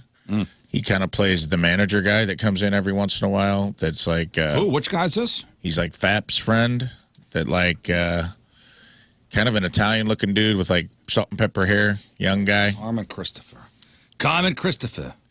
He's very funny. He's very quirky and absurd, and has like kind of a weird. His show's real weird. He's on The Bear? He's on The Bear. Yep. And he's very, very funny. Go see him. Go see Catherine Blandford. She's a good friend of mine. Very funny. And I would check out the Sarah Sherman, Chloe Feineman show. I bet it's going to be very, very good. Well, and then it sounds like it's going to be a good time. go see The State also. And and you go onto the Moon Tower Comedy Fest website Yeah, go to the website. I don't. to see where you're playing. Of Yeah, course. you can click on performers and see any show I'm on. Cool. Next. That's it for that. Hi, Rizz Show. I have no idea if you guys do shout-outs or messages or anything like that, but I would like to do one for my dad. Unfortunately, we don't. I'm sorry. His name is Jim, and he listens to the show. He introduced me to talk radio and the Rizz Show. I listen every day. Also, remember going to Rizz Fest with him and my brother a couple years ago. I mainly just want to tell him that I love him, and I will do the best to make him proud in my last semester of high school. Please let me know if that's a possibility. Nope. Thank you, Absolutely. Ava. Unfortunately, Ava, we don't do that kind of crap around here. So, sorry to burst your bubble. Welcome to the another real show. world. Find another show. Find another hack show that'll do shout-outs for you. Okay. All right, one more, Rafe. One more. This is man, I've been sitting on this one. This is exciting. Hello, Rizz Show. Hello. Team Rizz member here, but I would like my name and job to remain anonymous. I want to expose a huge issue that is being hidden at Lambert Airport. First off, I don't work for the city or the airport, but I am an air traffic controller, FAA, at Lambert, which is how I know the situation. Most ATCs are employed by the FFA and assigned to an airport. Lambert started an $85 million construction project on runway 30L/12R over 2 years ago. It's been closed for over a year now. It's supposed to open in 2023, November. Hang on. Remember, Scott, I've always been saying that 30L 12R. runway 12R. I'm like, this thing's got to be repaid. What's going on? Yeah, what's It's going on here? ridiculous. This is They our put- airport. And I It's thought ridiculous. it was weird they put speed bumps in there. The work has been completed, but the surfacing of the runway was done incorrectly, and it cannot pass the friction test. The airport management doesn't have solutions and won't have huge additional costs while shortening the lifespan of this brand new $85 million runway. No one's taking responsibility. Allegedly, the airport did not have any kind of liability insurance with contractors, so if the surfacing got messed up, that it would have to be replaced. What? It was a mistake in the contract. The airport has asked. Isn't that crazy? So the resurfacer messed up. Yeah. The airport didn't have insurance on it, so they'd have to repay. They'd have to pay again. Another $85 million. $85 million. Isn't that crazy? The airport is and they go on to say the airport has asked us to stop talking about it and stop answering pilots on frequency when they ask when the runway is opening. Obviously, we didn't listen, and we went even harder on frequency because they have zero authority over us. And the project has made our lives hell because of the increased workload that comes with these closures. Anyways, if you have any other questions or want to talk about it, get back to me. Here's a link to the project info. That's kind of wild to me. $85 million waste. Yeah, man. Bummer, man. That's a lot of money. And they were saying, and I did go back and forth with this person a little bit because they sent me this as a private message as well. And they were saying that a lot of the closures and flight problems is like when something gets behind, it's like sometimes we have to reroute. So a taxi that should be 1 minute is like 15 minutes because they have to, certain planes can't land on certain. They got to bypass runways. They're bypassing runways and landing on like the other side of the airport and having to taxi all the way around, and that those 10 and 15 minute taxi increments add up over the course of a day. Now your plane is delayed. Now you got a flight that's an hour or two behind. And so if you're wondering why you're sitting on the plane away from the gate waiting for a runway to open up, this is why. An $85 million alleged mistake. And rather than fix it, they're just not talking about it. Well, that's how you get things. That's how you get things done around taking here. care of stuff. Yeah. Just ignore That's how it gets fixed on its own. I mean, I don't know anything about friction tests. I'm assuming that just means like the heat of a plane landing and the engines and the tires hitting that runway at a certain. Because remember, and here's the thing. Do you remember when the Stan Musial Bridge opened? Yeah. And they screwed that up. There were pieces flying off the surfacing. They had to close it again and resurface it. I remember them because I remember everybody being like, way to go, St. Louis. Like, we got surfacing problems in this city. Who are the surfacing contractors? It's probably the same we're company. Getting? Well, I would like them to make sure this is done correctly before we start landing planes on this thing. Yeah, that would be nice. Or is it just never going to open? Is the plan just to be like, well, it's sunk cost at this I thought they point? just approved like a $2 billion Yeah, I thought so too. facelift. Maybe they're going to Well, take they it out had of to there do- and act like it didn't happen. Wow, that's very interesting. Yeah. So next time you're running, your plane is late, or you're on the plane and you're sitting there waiting for a runway to open up. Ask about runway 30L R417. Yeah, if you are getting taxied off of 30L 12R, just know that it didn't pass the friction test. Yeah. Yeah, send this to Elliot Davis from Fox 2, the you paid for it guy. He's out there on the runway chasing a plane. Yeah. Excuse me. Any comment? Did we just see Elliot legging down a Southwest flight to Newark? Is that Elliot Davis out there? Man. He's on the wing.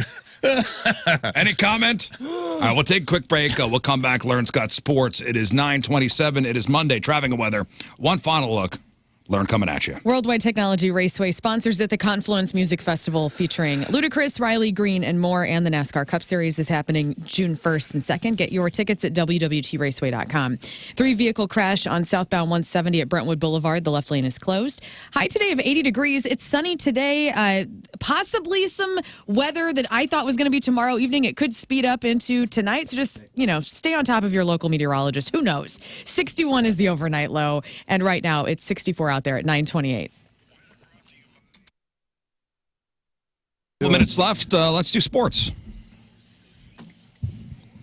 All right, here is the sports director when Moon is out. Yes. Lern Elwell. Hello. Coming at you. Brought to you by DraftKings at Casino Queen. Call to book your bracket bash watch parties at DraftKings Sportsbook. Now, guys, we're going to start with the Cardinals. It was a rubber match in the middle of the desert as the Cardinals took on the Arizona Diamondbacks. And boy, did those Diamondbacks win all the rubbers.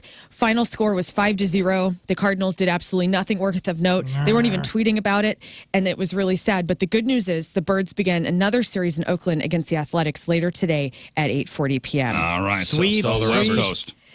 Listen, hey, UFL, let's talk about it. Jacob Saylor's got his first touchdown in a Battlehawks uniform. I don't know what he was wearing before. And the St. Louis Battlehawks beat the San Antonio Brahmas 31-24. 54 yards, no problem for Andre Smizmet. It was incredible. The next game for the UFL, the Battlehawks, is Saturday, April 20th at 11 a.m. It's going to be happening at the Dome. Take your shirt off. The Battle Dome. Ooh. Let's move on to a different Battle Dome. City SC. Guys, they extended their home unbeaten streak in the MLS to 5 matches with a 1-0 victory over Austin FC. It was a scoreless first half, and then boom, they come in, they jumped ahead courtesy of a goal from Klaus in the 57th minute. He had an assist from Rasmus Alm. City SC held on firmly to the lead after that, preventing Austin from recording a shot on goal during the match. City SC has now improved their record to 2-1-5 on the season. For some reason, I want to hear Rafe yell the name Klaus. Klaus! In a German accent. Klaus! Oh, hello, Klaus. Go, Klaus. I got a couple to work with there. Thank you. Thanks. Okay, big news. The Blues, who were eliminated from the postseason on Friday, they improved 43-33-5 with one regular game remaining, and they beat the Seattle Kraken 4-1 at home yesterday. Jordan Kyrou had the game-winning goal to beat them, and they did great. Seattle did not have a goal in the first of the game. And I think that when that happens, it really does ignite the passion in the team to go out there and never let it happen again. So the next game is going to be on Wednesday against the Stars. And that's it for the season. Wow. Over. Golf. Did anyone watch the Masters? I Heck watched yes. all weekend. Okay, that's My really first sad. time ever diving in, and I loved it. I loved it. Yeah. I was paying attention all weekend long. And it made me get my pitching wedge out, and I went and played around the backyard. Wow, that's really cool. Golf is another, the Masters tournament excitement, another year of golf fans lining up in droves at the Augusta National Gift Shop. These people are buying limited edition Masters garden gnomes. These gnomes are tradition like no other, at least since the gift shop started stocking them in 2016. Through the years, the hype has grown, and now the minute the shop opens, adult human beings line up to possibly get their hands on one of these gnomes. And the adult human beings who do not get a gnome can be seen rejected, despondent, and seething with jealousy of the people and human beings that got Who the have gnomes. been gnomed. Man. In the NBA's play-in tournament is all set up and ready to go. This is exciting. For those of you who don't know, each conference's 7th through 10th ranked teams play this week to gain seeds into the NBA playoffs. Now look, on Tuesday night, the Western Conference starts. The 7-seeded New Orleans Pelicans host the 8th-seed Los Angeles Lakers, which I believe LeBron James is on. That's correct. The winner of that game will be the 7th seed in the playoffs. Now, the loser will host a single-game playoff with the winner of the game between the 9th-seeded Sacramento Kings and the 10th-seeded Golden State Warriors. The 9-10 game loser is out. Both games are on TNT, and then on Wednesday night, the Eastern Conference play-in happens, and the 7-8 matchup has the Miami Heat hosting the Philadelphia 76ers. The 9-10 loser goes home, and then the games featuring the Bulls taking on the Atlanta Hawks. And these games, guys, are not going to be on TNT, but rather they will be on ESPN. Got it. Thank All you. right. I'm the sports director while Moon is off. My name is Lern, and this is the Rizzuto Show. Thank you. Scotty Schefter won the Masters. Yeah, I he watched was- all weekend. Man, that guy was incredible. Those big golf tournaments. I like sports. I like to watch sports. Me too. Yeah, I did. Mine You know. was the sports weekend because Saturday night went over to my buddy Jeff, the illustrator for my Christmas book, and we watched the UFC fight. And that Oh, was, yeah, UFC, and they that was announced awesome. Conor McGregor. Conor McGregor's coming back to the Yeah. octagon. It's exciting. Good weekend, man. It was a good weekend of sports. All right, we'll take one final break. We'll come back. We'll wrap her up. Awards. In the books, that's it for us. Today's wrap-up is sponsored by Jack Wraps. Thank you, Jack in the Box and Jack Wraps. All right, what is today's podcast title? Her Stinky Pinky. Our Stinky Pinky. Yeah, yes. we caught up with John Wayne Bobbitt today. What's he up to? We'll find out on the podcast when you download it. Right. Probably around 10:30, 11 o'clock. It's got a lot going on, that John Wayne Bobbitt. Also, Sex Time Fun Facts and the Sex Toy of the Week. And trouble at Lambert Airport, huh? Breaking. What's going on with that runway? Broke a story today. All right, Scott, what else you got? You can follow me at King Scott Rules on all socials, and we'll hang out there. It'll be awesome. All right, Lern. My band is going to be playing April 27th at the Alley in Washington, Mo. So come on out and see us play 8 to midnight that night. All right, thank you, Lern. Rafe. Follow me on socials at I am Rafe Williams. Also, check me out in Austin for the next week.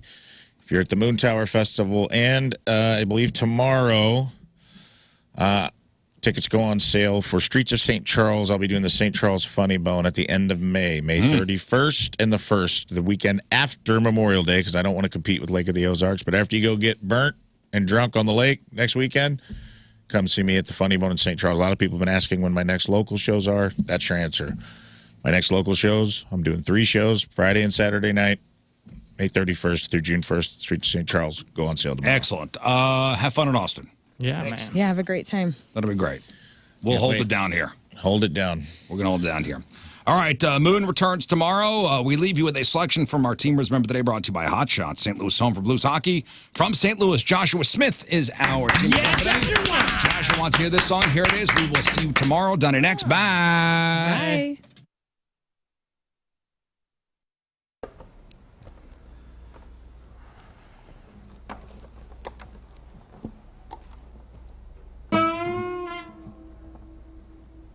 Some all day, yeah. Cause when you get some, that's a tough day. Oh, yeah, even flow. Got a horse and a butterfly. Ooh, you don't know. So he marries an okay. Hello, I'm Lefty Borton, here for you, your Valentine's 2016